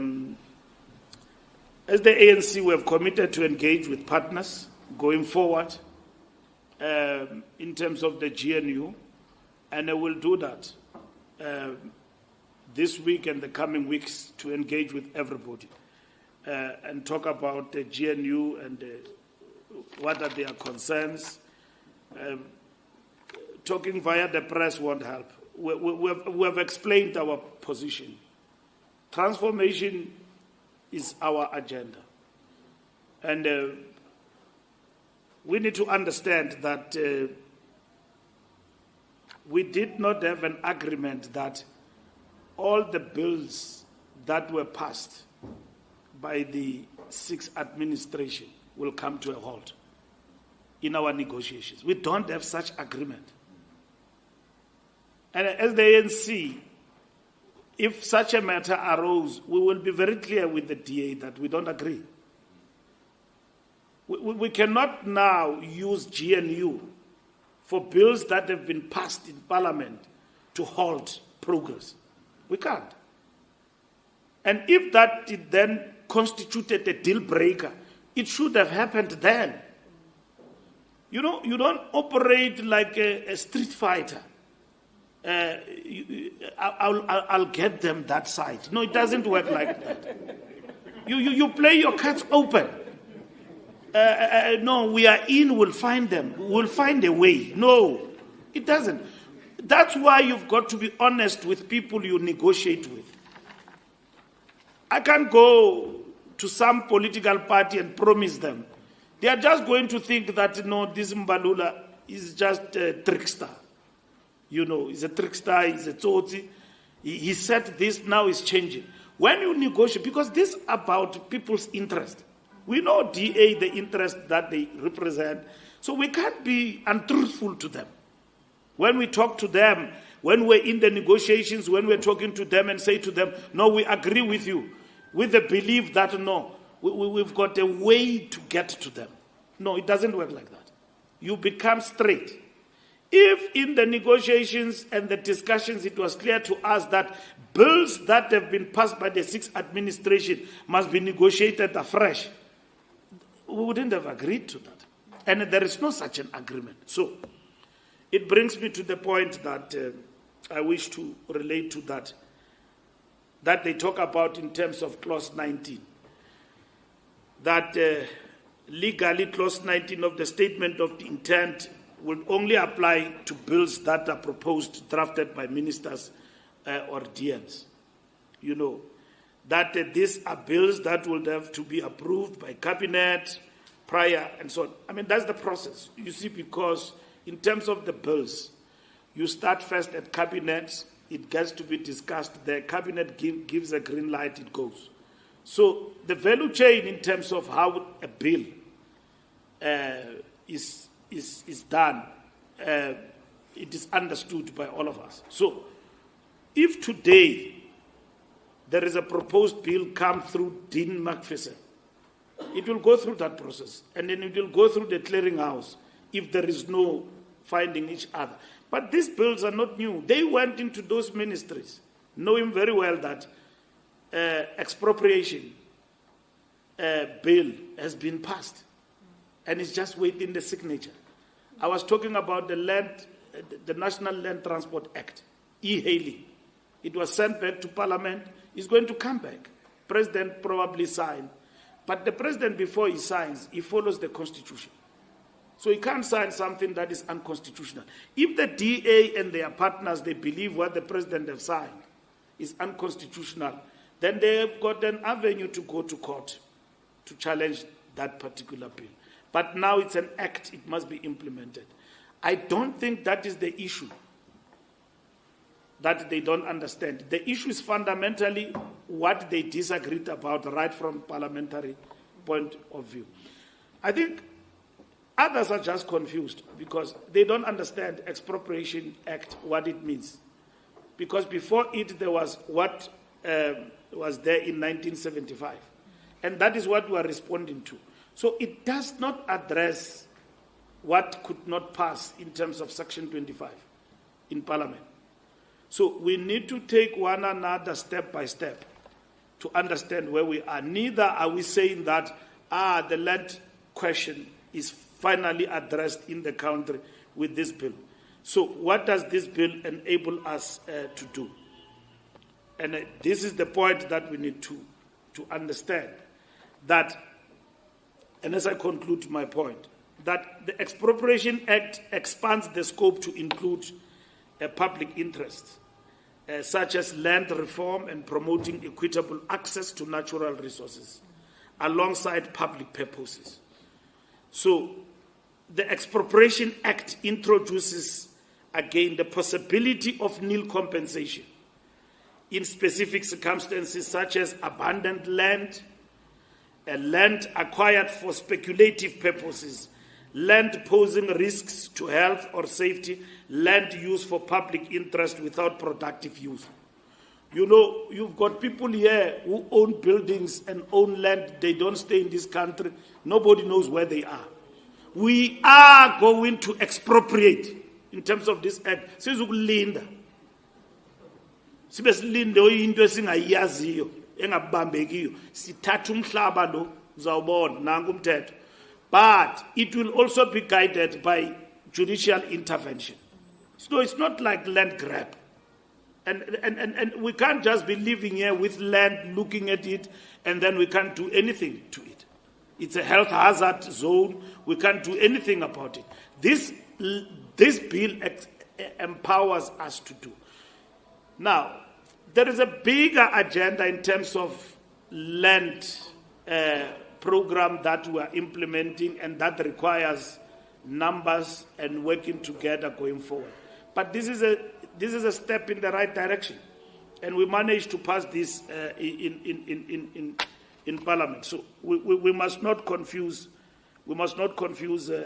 issues to meaning that we are misleading South Africans to say that everything and anything about land is now addressed. And I think Phoebe spoke about the policy context in terms of this. I think we have answered all your questions. What the Lekgotla will address is what is in this statement. We're not starting afresh. We're not inventing policy. We are simply saying that this year, what is it that we need to do?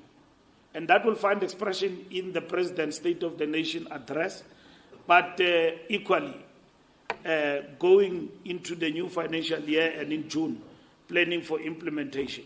So that is what in government, that is what we're basically focusing on. So in conclusion, that is the point. Mamluko have covered me in terms of SOEs. We have not postponed SOEs, and if we don't discuss its privatization, no. That discussion is not postponed.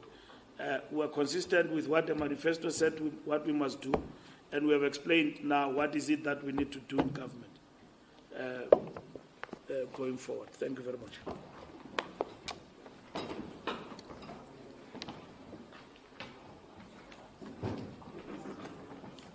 Thank you very much, SG. I did have a litany of questions, SG. I know that we're running out of time, but may I, excuse me, indulge our colleagues who've made time to be here. I want to start with this is the last round, colleagues. I'm going to start with some of the questions. Maybe in the meantime, you can go ahead, Lunga. Thank you very much. My name is Lunga Zang. I'm from the Mail Guardian. SG, I just want to ask if maybe you have seen the news that former President Jacob Zuma's daughter Tutuzile is going to appear in court for the alleged incitement of the July unrest. Do you know anything about that, and what does the ANC stand on that? And Minister of Police, maybe you can assist us and maybe tell us to say what has she been charged with, if we are indeed aware of those charges. And my second question goes to the Minister of Justice. Minister, they've said, the DA has said that it will challenge this bill in court. As government, they're saying it's unconstitutional. There's some part of it that's unconstitutional. As the ministry, do you know which part maybe there's unconstitutionality about the bill, and will you be opposing the DA's challenge in court if indeed they do go to court? Thank you very much. Thank you very much. I have a question from Network 24. Question goes to Dr. Motsoaledi, Comrade Motsoaledi. The DA said today they are opposed to the NHI and would go so far as not to support the budget if the NHI is part of the budget. They say there's no money for the NHI and it will collapse the health system. So some reaction there is being sought from Comrade Motsoaledi. I am looking for a hand that is following up. Thank you very much, Khawelo Magolego from UFM. SG, I appreciate you saying that this Rwanda issue, this DRC issue is the terrain of the SANTF, but in light of the negative reporting, unconfirmed most of it, surely as a governing party you would be concerned. Does it mean that because this is a UN thing, now South Africa is sitting back and not giving them anything? Because there's now even the latest, I think they are saying that the 9 people who died much earlier, that their bodies are actually decomposing because of a lack of refrigeration facilities there. And regarding the specific involvement of Rwanda, I think Rwanda is forthright about their involvement. They even said that the current president of DRC was never actually elected, and that is why they are trying to get rid of him. Does it assist for the ANC to continue being diplomatic when the situation is like this? Because it's like we are being slaughtered by Rwanda, essentially what is happening now. And finally, but tied to this one, you know, this happens at a time where there's some NGOs here within South Africa that are alleging that this Rent Mall Denel consortium that makes weapons, that it's been shipping of weapons and they are suspected of even sending weapons to Ukraine and Israel. So it's surprising that weapons made in South Africa are suspected to reach as far as Ukraine in a war, while our own are right here in SADC DRC not having a gear. Thank you. Just your comment on that. Thank you very much. Another quick one, Tebu Mokobo with SABC News. On the DRC, our government has been warned that our soldiers deployed on peacekeeping missions are not well funded. And 12 years ago, Ruth Mayer advised that we either capacitate them or withdraw them, because if we continue having unfunded soldiers on such risky and difficult missions, the worst is bound to happen, where we lose them in such attacks. Why are we risking the lives of these men and women, and for what reason, really? I suspect it's been responded to. Secondly, on corruption, especially at Home Affairs, where officials sell our IDs, passport, and facilitating fake marriages to some foreigners. We have seen them being arrested, but their conduct continues unabated. I want to go straight to the question. Don't you think that treating this like treason, that should be treated as treason, where you come up with harsher sentences from 25 years and taking all the benefits like pensions will be a deterrent, as opposed to just a few years in jail and soon they are out to continue with their criminal activities with those who are still left in the system. Final question to the ANC here is, I'd like to know if the NWC is postponed because the President is attending to the DRC question. So those will be responded to. Can I take your Sunday World over there? It's postponed and the reason for the postponement, whether the reason is the DRC matter. Yes, on that question. But my follow-up questions, SG, generally on the issue, okay, I'm adding on the US aid because it was narrowed, I'm broadening it. Has the ANC discussed the political developments in the United States with the election of Donald Trump, who is showing not only with this, that the cutting of US aid, but generally is showing an aggression, if I were to summarize it, on a multipolar world, which is what the ANC has been about. Because, I mean, you would remember now two genders, cutting off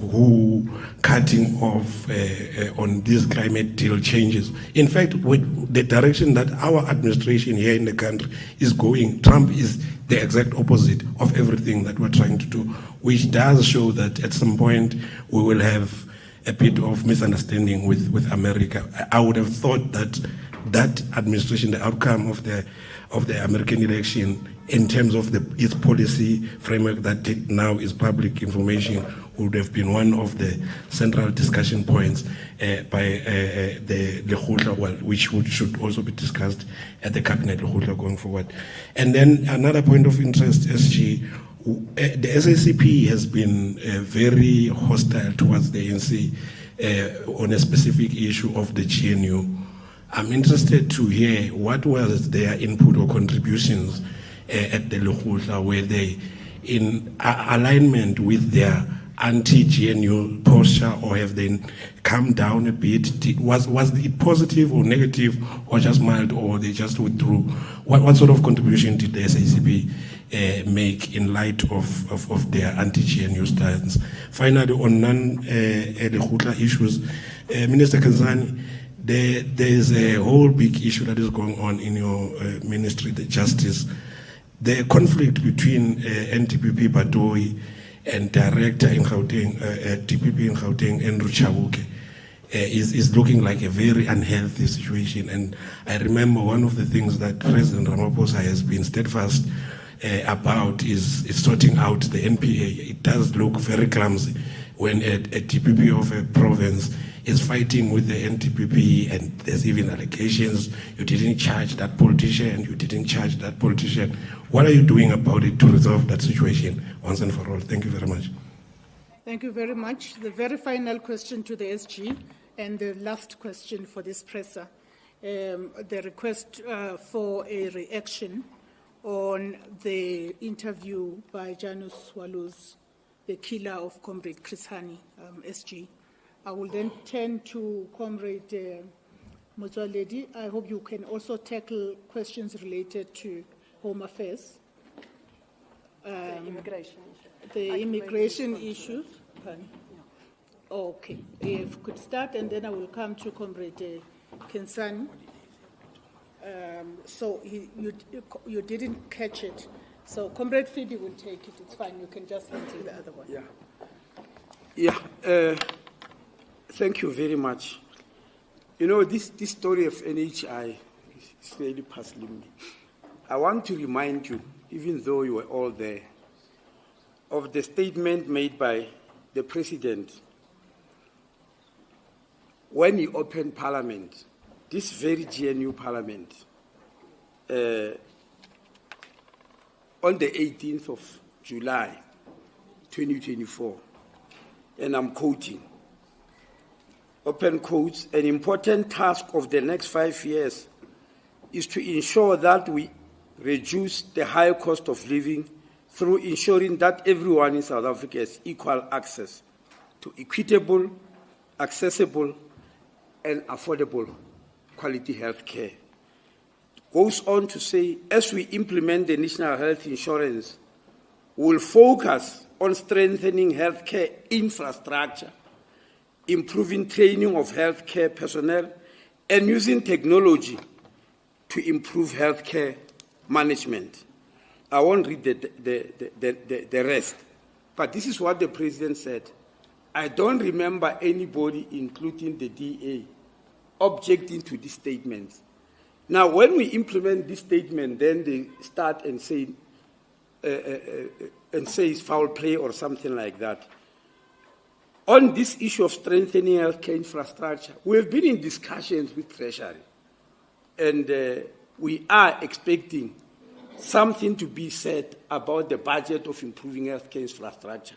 Every day we are being attacked of public healthcare infrastructure not being strong, private being strong with all equipment, which is true. And I said many times, it's because they are getting a lot of funding from PIC. So we have been sitting with Treasury. Even last year we sat with them to discuss why is it not possible for us to get money from PIC to massively improve healthcare infrastructure and equipment. And we are insisting that that must happen. We even had a meeting 2 weeks ago with the President and the Minister of Finance to discuss this issue. Public healthcare also needs good healthcare infrastructure.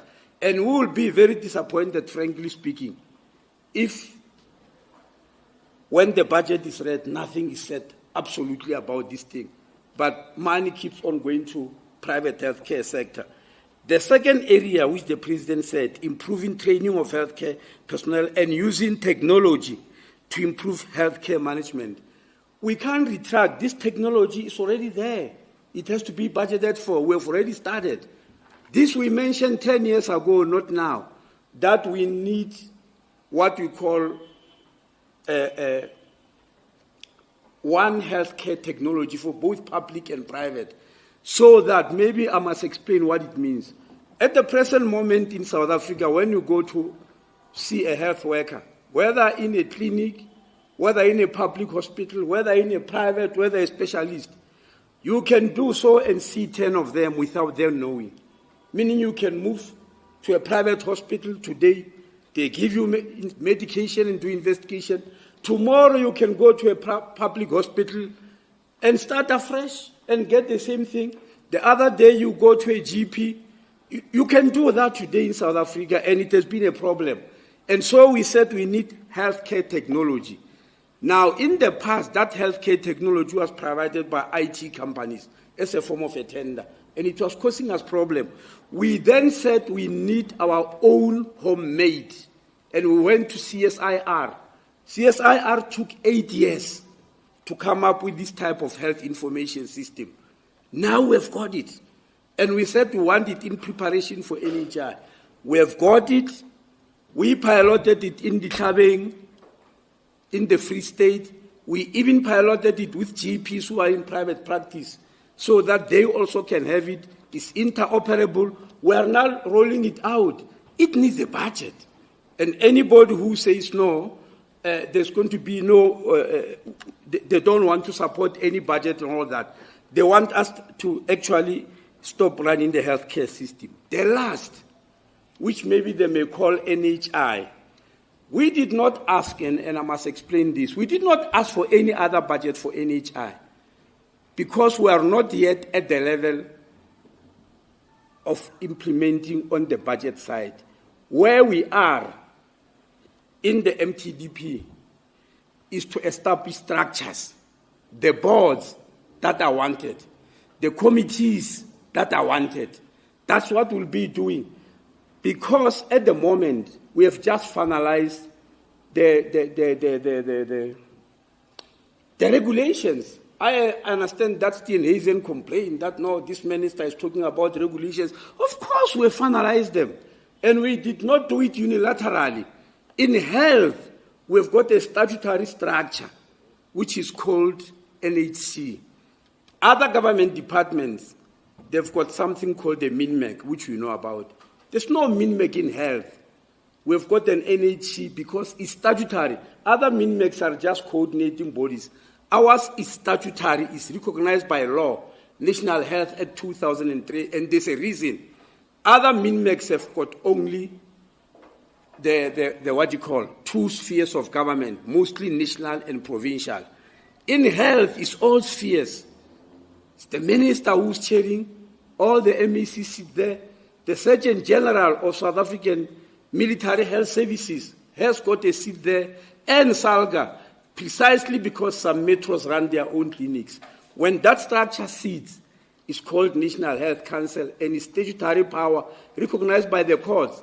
There are situations where we lost cases in court because the court will say you did not go to the NHC. So we developed regulations on NHI. On the 29th of November, we went to that NHC. We presented all of it, the regulations, and they are all about governance and structures. And the NHC passed them.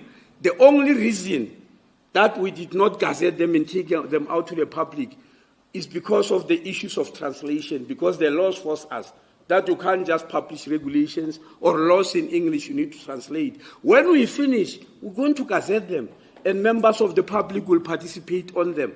And we don't see that there's anything wrong with that. The last issue, which will appear on the budget under NHI, is that when health wanted to hire staff to start establishing and working on NHI under a DDG who was already there of NHI, Solidarity went to court to stop that. They said it's premature. And the court dismissed it. And 44 people were hired under that name of NHI. And those 44 people need to be paid, and it will appear on the budget. And it has been there before. If they now stop it now, I don't know exactly what it means. But we actually emphasize that NHI is not an event. It's going to be a process bit by bit. And we will, the reason that we have got nothing on the budget about about project, we will cost that which we are ready to implement. And I can as well inform you, because it's not a secret, we are working on it. The first program under NHI, which we are going to implement, is that this government took a decision, and everybody supported it, that grade R need to be compulsory. Now, during some years, we did pilots, and we found that there are kids who go to school, who sit there, and they can't see very well. They are not even aware of it. The teachers are not aware. They can't hear very well. They've got oral hygiene problems. We've got statistics that show, and we took a decision that as from this year, utilizing the concept of NHI, we're going to make sure that each child that goes to school gets screened. eyesight, hearing, oral hygiene, TB. We've got their base because we want to give them a chance in life. Because we have got children of the rich, of people with medical aids, who are tested for these things. What about children of the poor? When are you going to give them a chance in life? That project will finalize it, put the amounts, and say this is how much it will cost. Then we'll go to Treasury and ask them. We have not yet done so. And I've already told the Minister of Basic Education, who is a DA minister, about this project, and she said she'll support it. I don't know whether she told Madam about that or what. But I told her, that minister, we want to help you. Your kids are going to go to school, you are going to spend money. Many of them can't see. We need to know who can see and correct it. And you can't do so for families who are not on medical aids, who are very poor. They need to be covered by NHI. The second program after that, which we will cost and establish, and we'll be able to cost it because we know there are 1,200,000 women who fall pregnant every year. And we are busy planning it. What are they entitled to? And this is what I can tell you.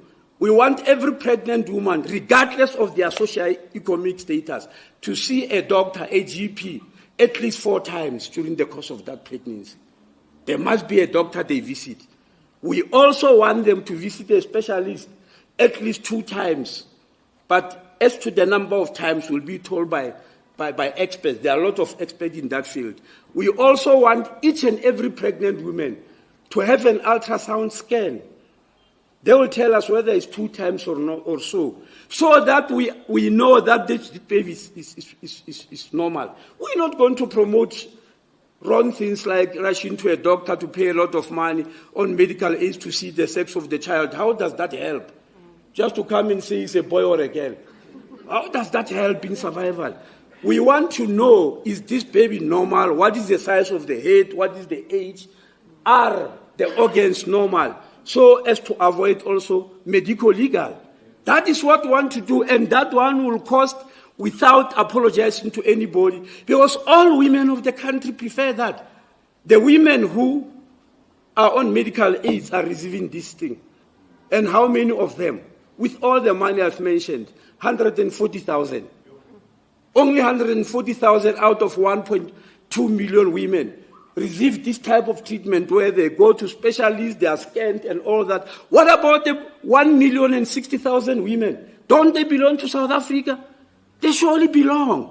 And we are not going to make sure that it's one of the most important programs in NHI, because people don't understand what NHI is all about. So we are moving on. If the judges come and tell us that you are wrong, then because we are a law-abiding citizen, we'll be disappointed, but we'll listen. Up to so far, no judge has told us that we are wrong. There are 3 cases in court, one by Solidarity, one by BHF, the Board of Healthcare Funders, and the other by specialists. Today, we hear that HASA has joined. We've been expecting it. HASA is an association of private hospitals. They have joined. We wrote affidavits to the court, and we are waiting. Lastly, last year, Solidarity threatened us that if we don't write affidavits to court, they will go to the judge and force him to hear a case without us. That was in October last year. But we asked the judge to give us a chance, and he understood, he was reasonable, because we said we are still developing affidavit. And we wrote a 216-page affidavit. We submitted it on the 27th of November. The Solidarity, which was in a hurry, when we say we are ready now, here's our affidavit, they went to court and they say they are asking to be given up to the end of February to respond to it. So we're still waiting, it's not us. They didn't respond immediately. Well, last year they wanted to rush to court. They said, no, give us up to the end of February. We're still waiting. And after February, when they respond, we'll be forced to respond back. We'll decide at that time how much we are asking from the court. Now, we can't say NHI must wait for all those processes. We don't know where they will end. Thank you very much.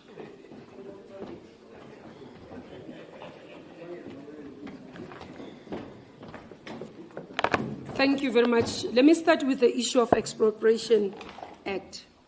I do hope that the Minister for Public Works and Infrastructure understand the constitutional obligations on him, because any citizen can take him to court for refusing to implement an act of the Republic, and we can call for personal costs. There's been actually precedence in that regard. I just thought, let me start there. The issue of expropriation, saying that is unconstitutional, I don't think it's true, because firstly, when you look at the Act, I listened to what they were saying in public. Yes, we'll definitely have to defend the state, should DA decide. But they were basing it on process, which is not even based on how many provinces voted and which ones didn't vote.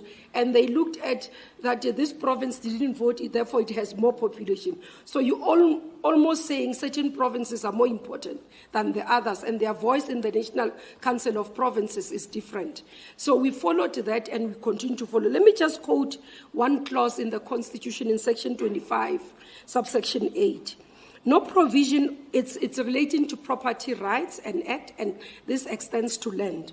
It says no provision of this section may impede the state from taking legislative and other measures to achieve land, water, and related reform in order to redress the results of past racial discrimination, provided that any departure from the provision of this section is in accordance with the provision of subsection 36(1).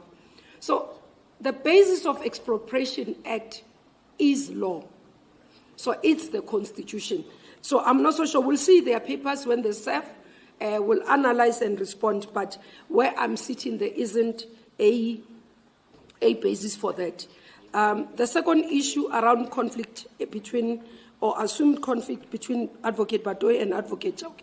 I'm not aware of any conflict between the two of them.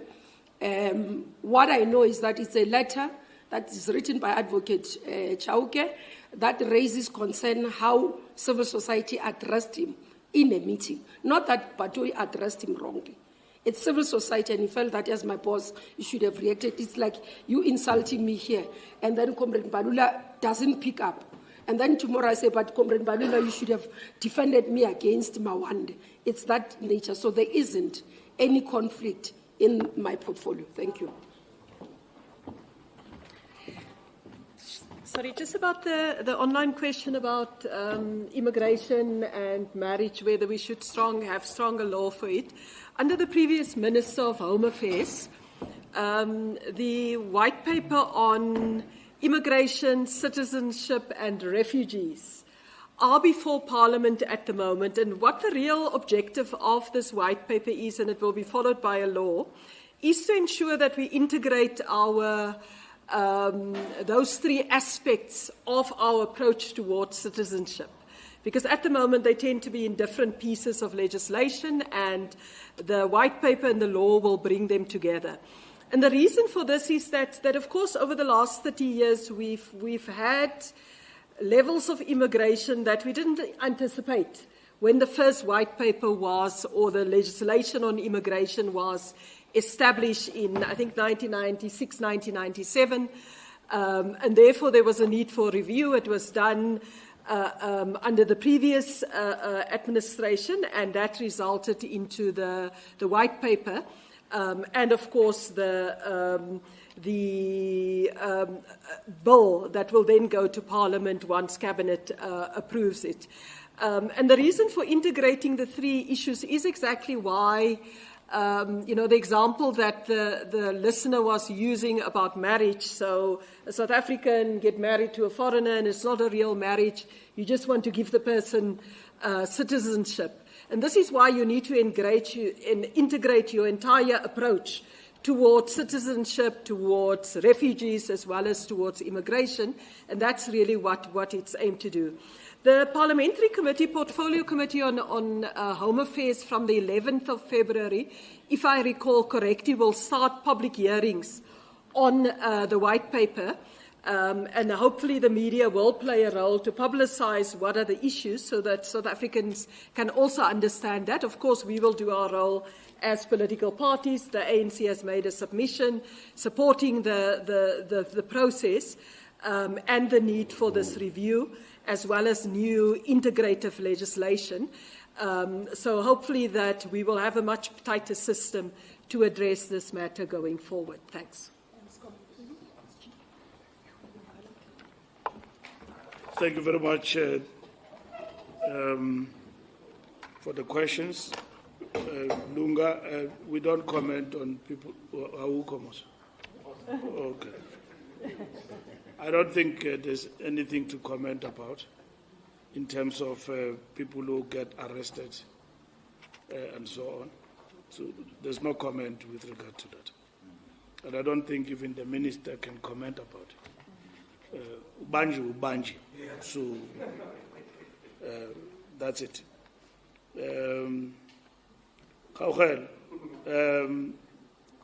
Rwanda, what is central to the I think we've explained. I mean, the question of Rwanda. We're not going to say to you that Rwanda is a problem. Whoever is a problem and so on. We are undertaking a mission of peace, and for what has happened, we defer to government to lead, because we may say things here and mess up things. So we have supported the mission of Eastern DRC, and the tragedy that has befell us in terms of our soldiers is very painful to us. And our government must do everything in its power to ensure the safety of our soldiers. And like I said to you, in terms of issues of weapons, gear, and all of that, we have seen all of that in the public domain. And we have explained to you that the Minister and the Defence Force will have a press conference tomorrow and address all those issues. In terms of, is it true and all of that, that these things that have been raised. Of course, within what is permissible in terms of the mission, our soldiers must be empowered within those limits to be in a position to execute. We went to Bangui, Central Republic. We went there to train people. We didn't go to Bangui to fight. When we arrived there, rebels attacked our soldiers. And we sent the advanced trainers in Bangui and all of that. And they were attacked by rebels, and some of them were killed. So we didn't send them to war. We sent them to go and train others. In the process, they were attacked. So in this particular instance, we are not at war with anyone. We are there in terms of what was agreed in 2003, in terms of the pact. We formed part of nations that contributed to the peace mission in Eastern DRC. Like we are in Cabo Delgado, I repeat once more, in Mozambique. We'll continue to do that. There are 28 missions to date that South Africa has participated in, from President Mandela to President Ramaphosa. And most of those peacekeeping missions have been peaceful and have been successful without any, injuries and all of that to our soldiers. It's only now in Bangui that we have seen this. So we really are with the families that have lost their loved ones, and the military people and the Defence Force must clarify the questions in relation to the rumors that are making rounds in our country, because fake news catch, like wildfire.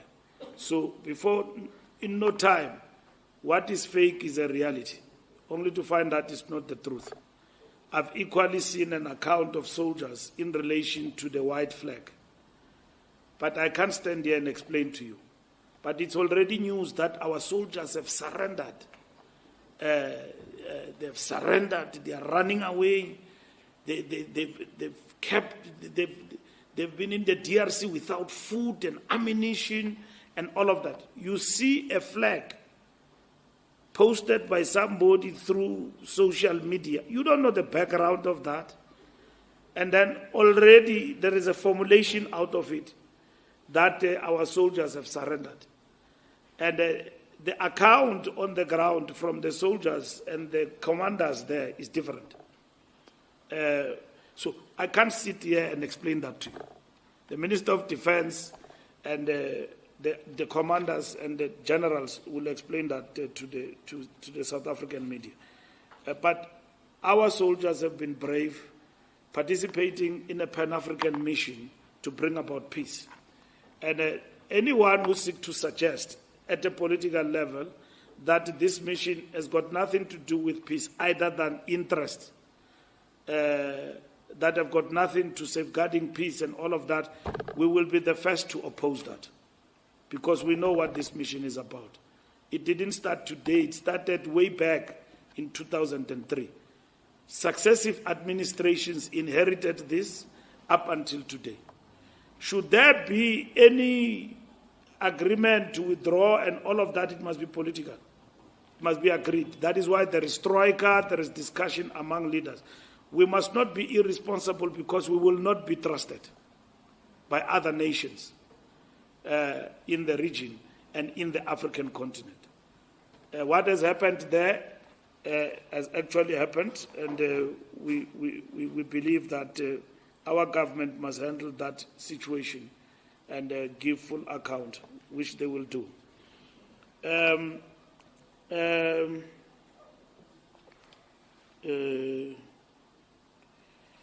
The issue of,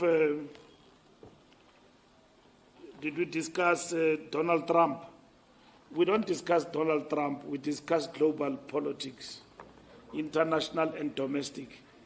And we did discuss, and we know that the world is not a happy family of nations. And the ANC's strategy and tactics guide us at all material times. We are for the global south. And what America says through Donald Trump is being handled by our government in terms of trade relations between the two countries. And our president have led from the front in terms of engagement and so on. From the party, in terms of the ANC, what we stand for, I mean, there's no change and shift to that. To what will the developments of America mean for the world is for us to continuously analyze and react to it appropriately. So that discussion we never miss. It is ever present in our meetings all the time when we analyze the global and domestic situation. SACP contribution was very constructive, and things are where they are now. We will engage with the party going forward, but the party didn't say we must stop. It cautioned us in relation to the GNU and made their views very clear, and we are moving forward, and that's what is important. What do you want me to say about this killer Charles Walus? I mean, we were correct from the onset to oppose his release, and he has shown the world, and he has shown everybody. Remember, we went to court and were defeated in South Africa. Communist Party, our government, went to court to oppose the release of this man. Now he goes there, he says he will repeat it even tomorrow. We are vindicated. This is a killer, callous killer. Janus Walus. And no remorse, nothing. And we were right that he must not be released. He must stay there in jail and all of that. He went to the TRC, said nothing, and so on. So I know what you want me to talk about, and I'm not going to. About a certain person. NWC meeting. The meeting of the NWC is not postponed.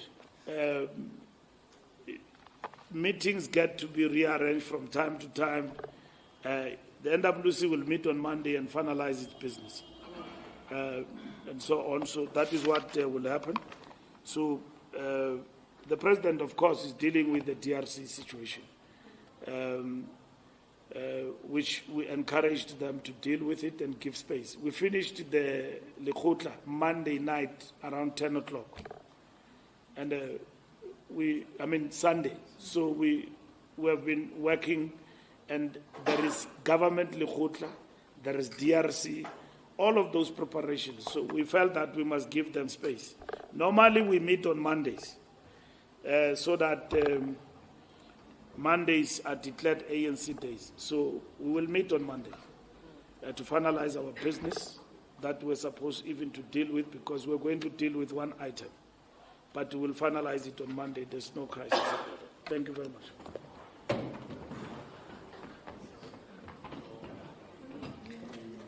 Thank you very much, SG. I have to say this was a marathon run.